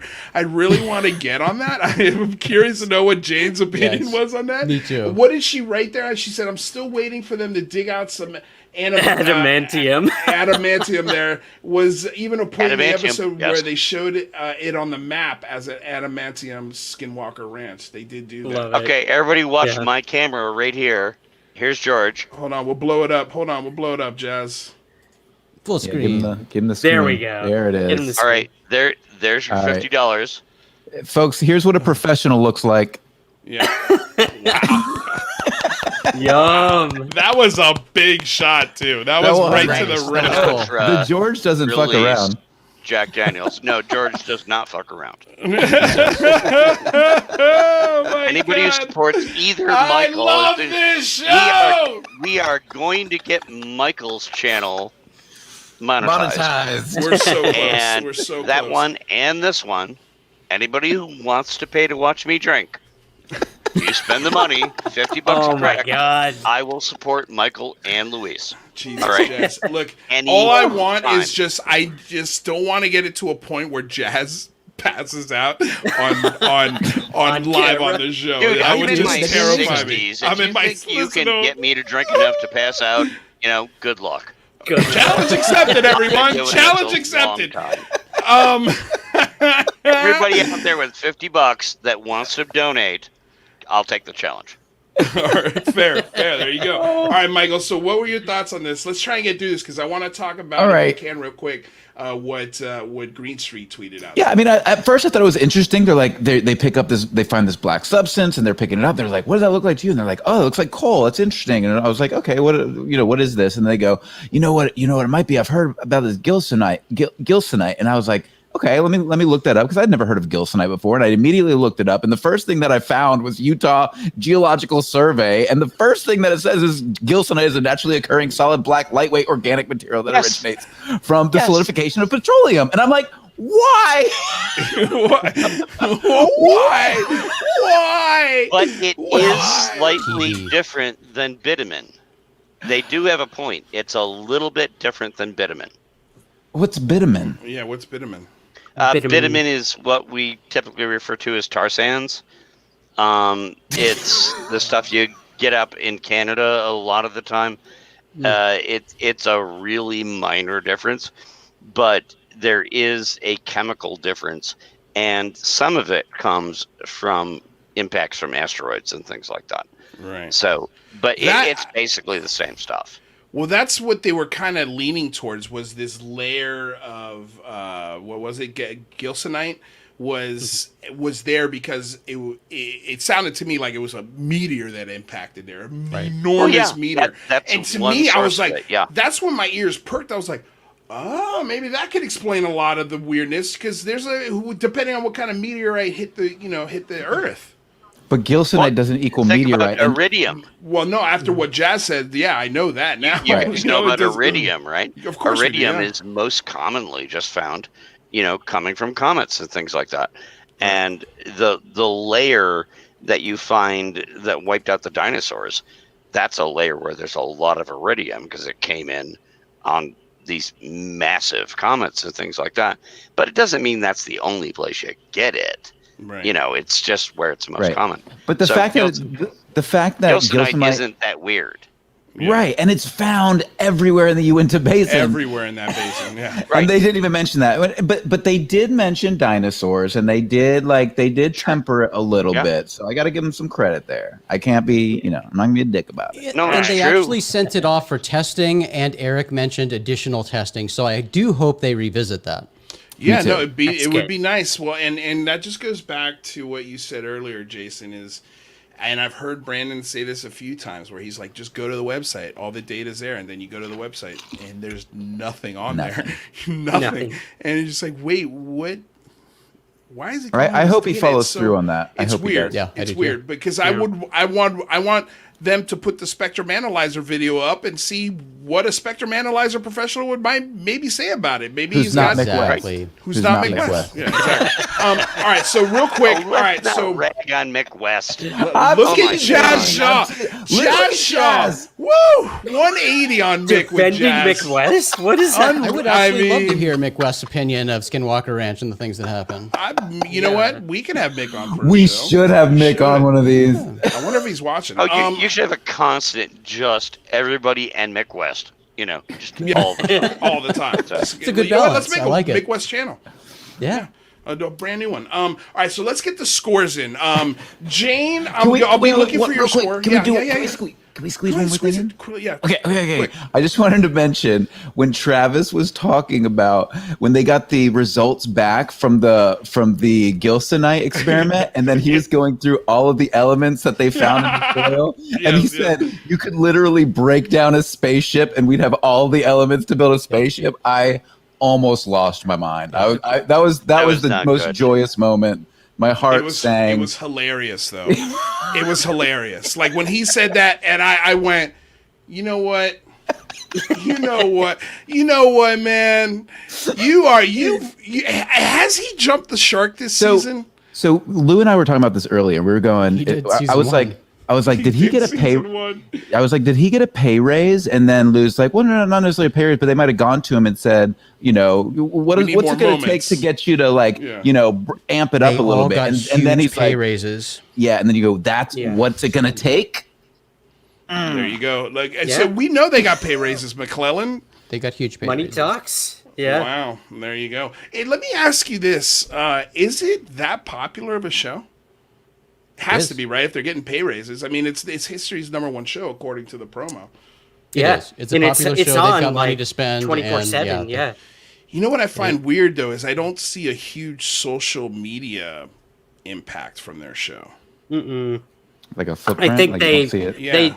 Well, it's in my Twitter on that, feed. I tweet about it all the time. Oh, I tweet about it, obviously. Yeah, no, I mean, well, look, we're doing this show, so obviously there's a little bit. I just felt like if that's History Channel's #1 show, why are they not marketing it like, say, Swamp People or Ancient Aliens or... Well, Jason did, like, the official, quote, unofficial Skinwalker podcast, which I know for was season 1, with the producers of the show. With one of the executive producers, and it was a very successful show. We brought on people from the show to discuss. I heard and some of those episodes, and it's funny. I mean, those episodes.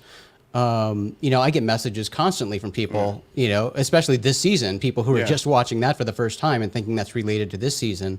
Yeah. But I talked to Brandon and, we talked to TJ, one of the producers, and tried to get, an official podcast going or an after show or something because they don't have that. Right. And I'm like, why did they not have like a Talking Dead after it?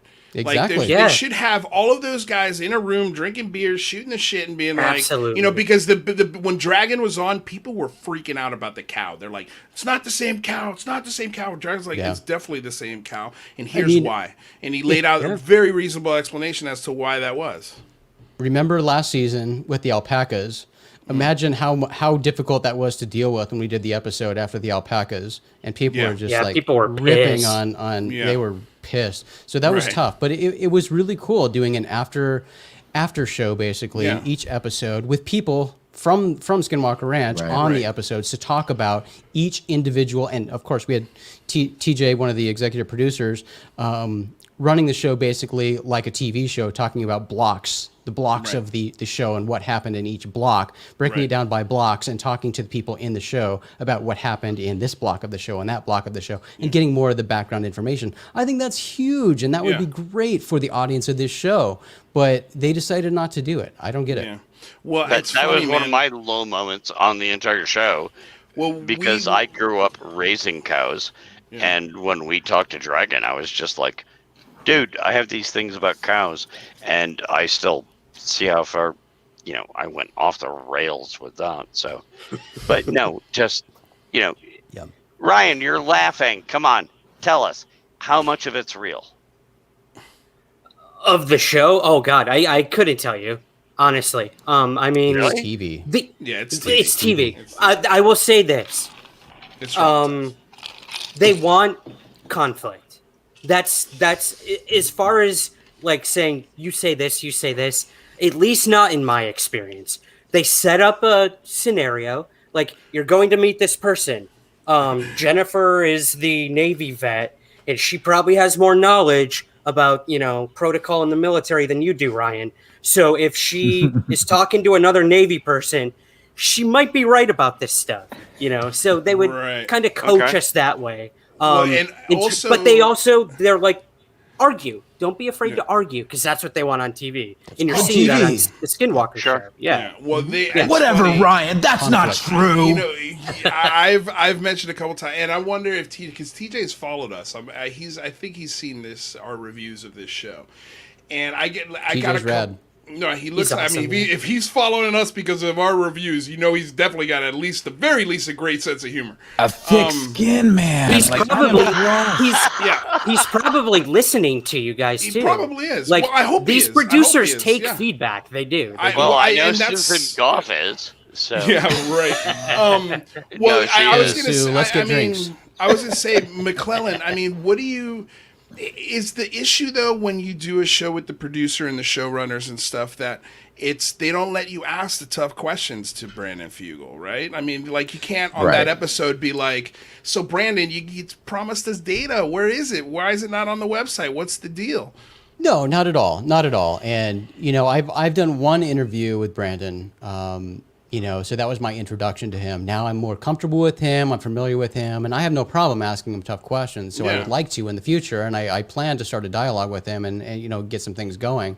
But, when it comes to like a podcast, for instance, or anything with an established property with a network behind it, there's a lot of legal issues that get involved. And, not only are you dealing with network issues, but you're also dealing with Skinwalker Ranch, the owner of the Skinwalker Ranch. Right. And that's a funny thing we had to deal with the naming of our show, because Brandon owns the name Skinwalker Ranch. So we couldn't call our show Skinwalker Ranch anything. We had to call it the Skinwalker Debrief, just to, kind of skirt those issues and not use the name Skinwalker Ranch. Right. So, a lot of it is just legal stuff that prevents things from happening.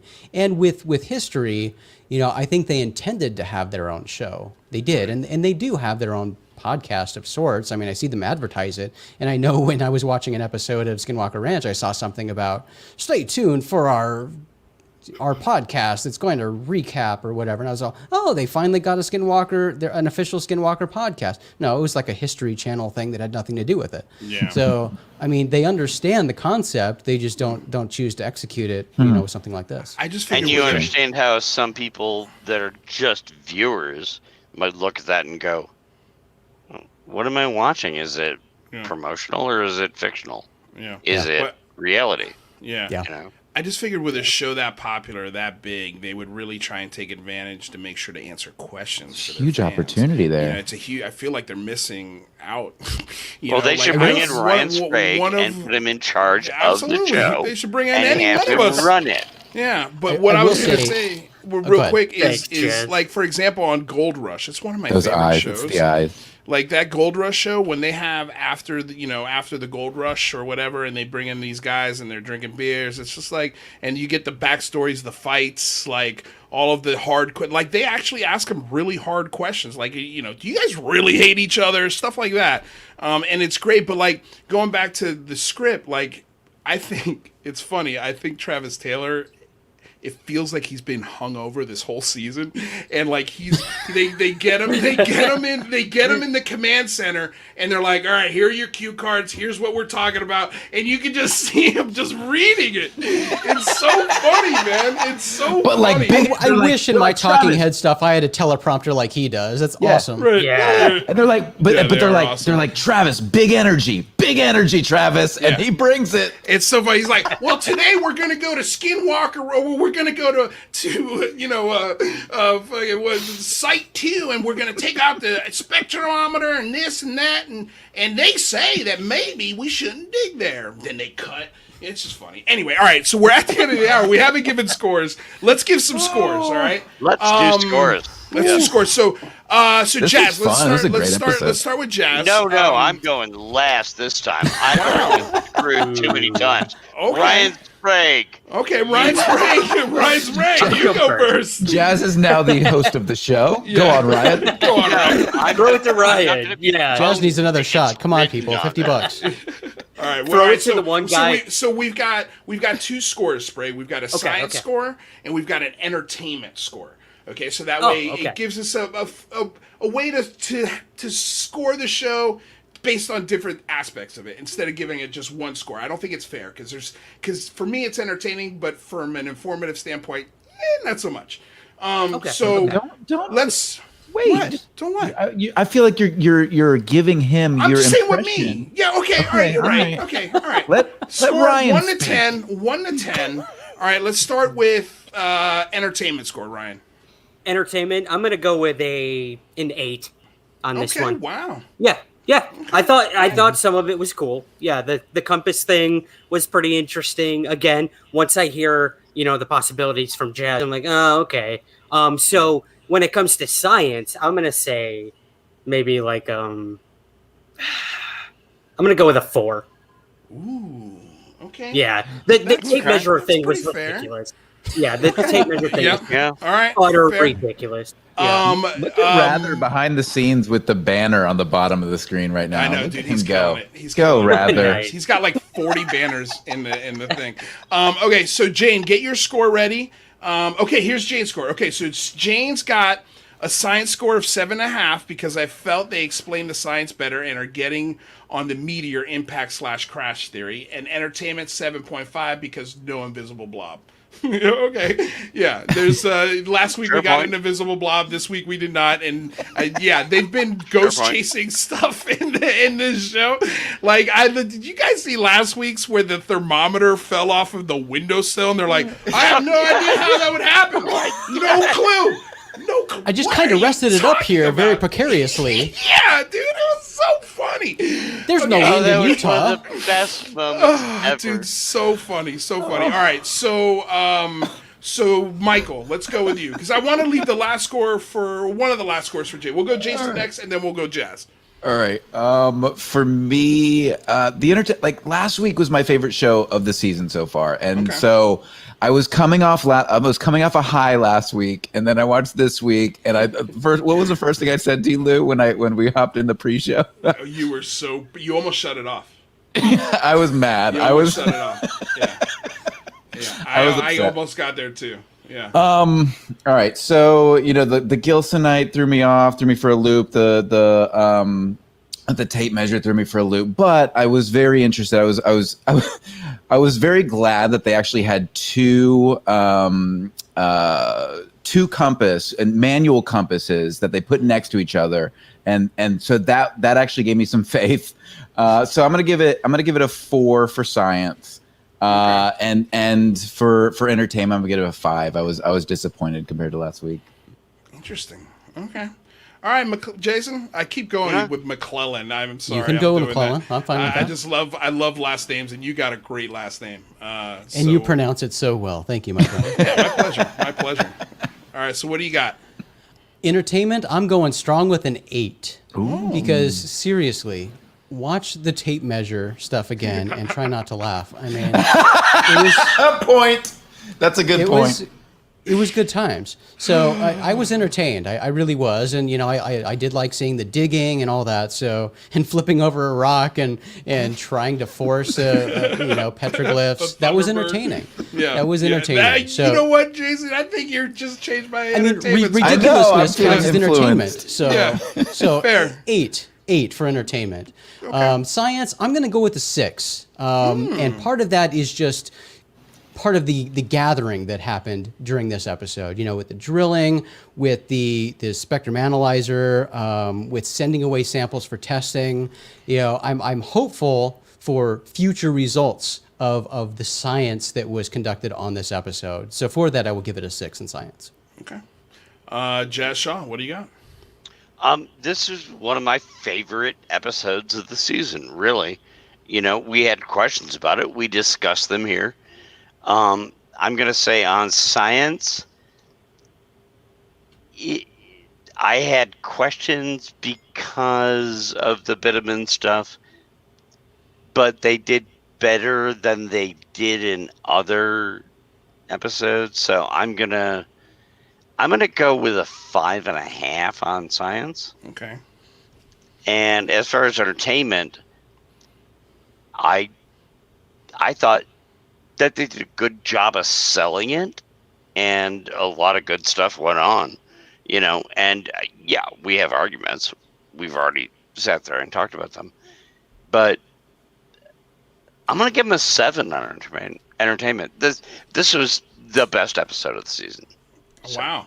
Well, the George gave it, can you pop that back up? Yep. The George gave it a 2, as far as science and was I'm concerned. probably going to be sleeping. For those of you who And- don't know, this is Jazz's wife. Yeah. Yeah. And then she gave the entertainment part a 5. Glad they drilled, but spent too much time yelling at the TV. Dude. She spent too much time yelling at the TV. I'm not gonna lie though, the Yeah, fact I'm that they've sleeping got on the me couch, watching obviously. a bunch All right. of dudes in the Utah fucking basin drilling, and I'm here for it. Like Yeah. that, props, kudos, Says something. Says kudos, something. kudos. Well, dude, that's nothing. I've been in, I think, season 9 of The Curse of Oak Island, and that's been 9 full seasons of nothing but digging. What is it with me, dude? I love digging shows. Gold Rush. Anything You're like the gold, perfect Joe. demographic, Gold. man. For Yeah. this. Yeah, I really am. Curse of Oak Island is a dead end show. So Yet it we need a whole continues. show just with us talking It about that. continues. Yeah, Yeah. well, it's because there's billionaire brothers who fund that. And Lou's next show is going to be digging UFOs. I'll take for UFOs, guys. I'll take for UFOs. I'll get GPRs and everything. Hell yeah, I'm all for that. Sign me up. Sign me up. I'm dude. in. Okay, so As long as there's let me kills give, tonight. My score here. Okay, so entertainment. You know what? Ryan kind of swayed me a little bit on the entertainment factor because I did laugh my ass off. Me too. When they did that tape measure, I was like, this is the hands down either the worst moment of the show or the most hilarious. Like I was flabbergasted at how much they tried to convince me that it was moving. Especially when the editor was editing shots of Winterton doing this with the tape measure I'm like, what is going on? Yeah, but it could have been real. Sure. I would say I'm gonna give the entertainment aspect a 7. Nice. I did laugh. I was entertained. Of course, always could use more dragon, and that will always rank up Yes. my score. Oh, he want Yes. more Didn't dragon. get a ton of dragon in this one. But he had science, some killer expressions. He did have some killer expressions, but the week before, where people were fainting, and it was way better dragon episode. That was It was. that was the Dragon hottest episode. dragon Horrible. episode Yep. of the season. So that was why I think that was my highest entertainment score was last week. Okay, so science score 2. Like again, like we're doing first of all, we're not repeating any experiments, which is frustrating. The only experiment we repeated was the chanting from the rabbi. And it seemed like it actually did something. Why are we not doing that every night, every episode, we should be revisiting Right. that all the time. Yes. There's no scientific method. So yeah, we got the spectrum analyzer, but again, there's nobody there who knows how to read the spectrum analyzer. It's insane to me. It's frustrating. I want the science to be better. I think they should really focus on this, making it way simpler. Use more time lapses. I mean, the magnets were the best part of the show, but there was no scientific explanation. There was no trying to repeat it. There was no testing. There was no time lapse. There was nothing. There was on screen for 4 seconds and it was over. And like Jazz said, to produce something like that would take a massive amount of energy, especially from a half mile away. So I feel like you had a lot of blown opportunities from a science perspective. I think you could have done so much better. And that's every episode. It's like they have these opportunities. Like, for example, when they filled the hole with water, like, show us a time lapse of it emptying. Yes. Like, let's see how Yes. fast so we can measure it, like Yeah. things like that. It's just, Yeah. and I'm not the part that kills me, guys, is I'm like high school science level scientist. Like it's ridiculous that Show is for the general public. Yes. Wow. But damn, dude, like they need a have you science done- advisor. Have you done the demographic marketing research for the show? And I think That's the that's where question. I think that's what It's you're History missing. Channel. Absolutely. It's general public. Yeah. Yeah. Well, shit, you guys, we didn't get into Stephen Greenstreet's tweet, so I guess we'll talk about that tomorrow on your show, Michael, because he's going to be on the show. He is So, going to be on the show. that's yes. why I didn't mind And this if you going have the full hour. not subscribed to Michael's show, do so now. You know what we should do? We should put Jazz on tomorrow. Just have him sit there quietly, and anytime we get 50 new subscribers, he drinks a shot. That's I will do that. genius. I will be there. Genius, I right? will do that. I mean, we You might have be to able to tell get you us, up to 1,000 in a couple of shows if we do that, because nobody's got to pay, you know.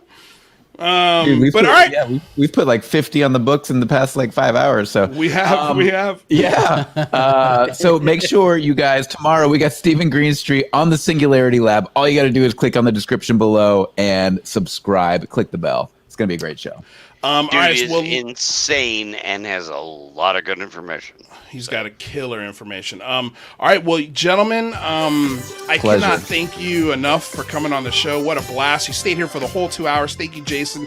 It was so great to meet you and pick your brain and listen to your perspectives, dude. TV has done a really shitty job at presenting who you are. I think you're so much cooler in a long form TV. format. You know, I think you're right. You got to be careful when you go on these shows, dude, because you know I've only known you through that, but I knew you were cooler because I've listened to your podcasts. I've seen a lot more of your work other than what's on TV. But It's all an illusion. TV does you no justice, dude. And I loved having you here. And the door's open anytime you want to come hang out with us. Yeah, man. well, What a thank you pleasure, so Jason. much. Really. Thank you so Ryan, much, guys. thank This has you been for so much coming. fun. Really like talking to you. Jazz really As loves always, you. Jazz. My pleasure, buddy. Mesmerized by Jazz Ryan's does not eyes. lie. Jazz does not lie about feelings. Thanks, man. I really appreciate that. And No, dude, this is I've super fun. actually already Thank you. interviewed Ryan before, but you know, whatever. Yeah, no. I'm a fan of Go Ryan. check out Jazz Shaw's interview of Ryan Sprague. So real quick, Ryan, before we let you go, can you please remind everyone where they can find your stuff, and we'll say goodbye to you, and then we'll give Jason the same opportunity, and then we'll say goodbye to Jazz last because he's the gentleman and the scholar of the room. Oh, absolutely. Yeah. Podcast every Monday, Somewhere in the Skies. I write for the Debrief, so check out my articles there. And I can say we have a new season of Mysteries Decoded premiering in August, so you can see me coming back to do some more investigations and looking like a Sweet. complete idiot on TV. So there we go. Wonderful. Thank you. Wonderful. Well, guess what? We're going to review your show here. Yes. Oh. Sign me up. Oh, no. Hey, look at Ryan. He's like, no, please, no. No, dude, no. We wouldn't do that to you. We wouldn't do that to you. Wouldn't we? Maybe a couple episodes. We're going to need you guys. Please do it. Dude. All right, No, my man. Ryan is great. Well, we love you, dude. We'll see you soon, man. Thanks for Thanks, hanging Ryan. out. Mr. Jason McClellan. The Yes, floor sir. is yours, sir. Well, fantastic. Thank you. My UFO podcast is called Unknown. You can find that everywhere podcasts are available. Everything I do, I try to post at rogueplanet.tv. That is basically my production company with Ryan Sprague and Maureen Ellsbury. We do all sorts of weird, strange things. So everything is at rogueplanet.tv. And you can always find me on Twitter at Acentric. That's ACECENTRIC. Well, Mr. Jason McClellan, thank you again, man. It was an absolute pleasure having you here today, and I can't wait to see you again. Pleasure's mine. I will do it Fantastic anytime. contribution. Oh, Jason, we got to have him back very soon. Very, very soon. Very, very soon. Jazz Shaw, the legendary. Jazz. I know everybody. You always say, I feel like I know what Jazz is going to say. Don't support me. I got more than enough. Me. Support these guys. I'm already all set up. He's got a retirement fund. If you want to go follow me on Twitter, I'm Jay Shaw. Those two guys you see above me right now, subscribe. Follow them. Support them. That's all I have to say to you. I don't need you guys to do anything for me. Follow them. They're doing good work. Thank you, Jazz Shaw. The beautiful Jazz Shaw. Dude, that guy is... He's legendary. What love. And he doesn't mess around. Like, he doesn't, Yeah. he supports us because he loves this. He loves this. I cannot He tell believes you in how it. much he loves this show. He believes in it. It's insanity. It's insanity. I can't thank the guy enough, honestly. The Big Phone Home would not have been anywhere near successful without him. Just fact. I just had to pull this up real quick. What? What is going on? Yes! And he's in the house! Look at this guy! What's up, guys? Oh How my you doing? god! this?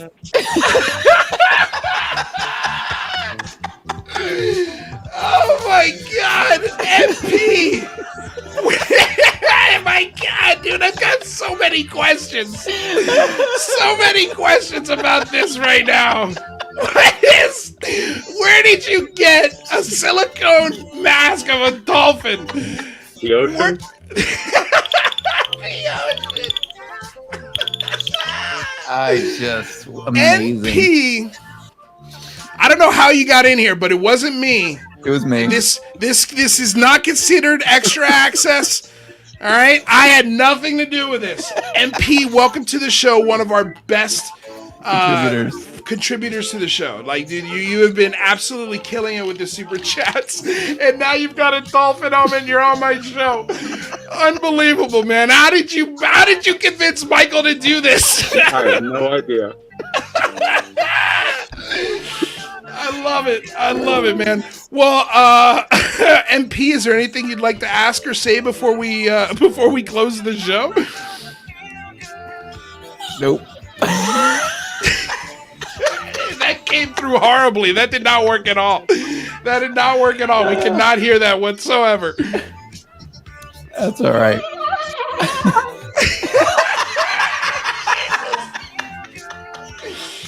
That is the worst sound I've ever heard in my life. Oh, but I thank you, dude. I thank you, man. That is hilarious, bro. Thank you for being here. Okay, now I think this is gonna be a thing. Now he's gonna have to do this. This is a thing now. Sorry, but now you're part of the show. I mean, it's a thing.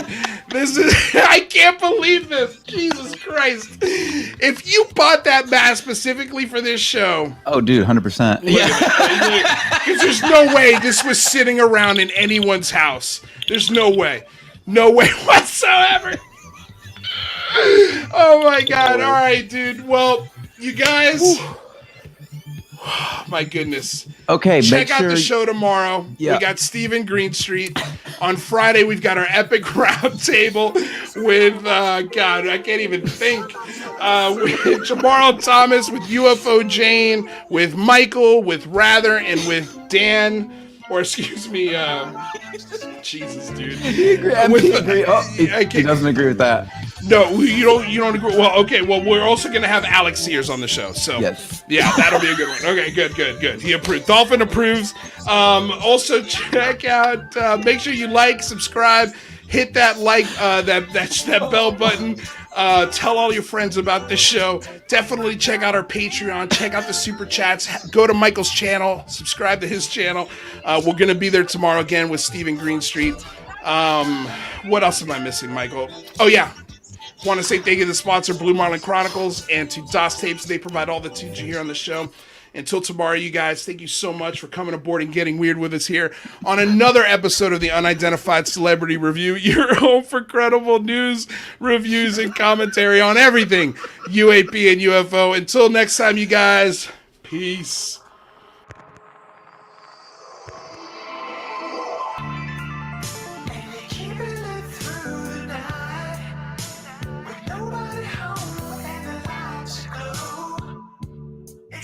For sure.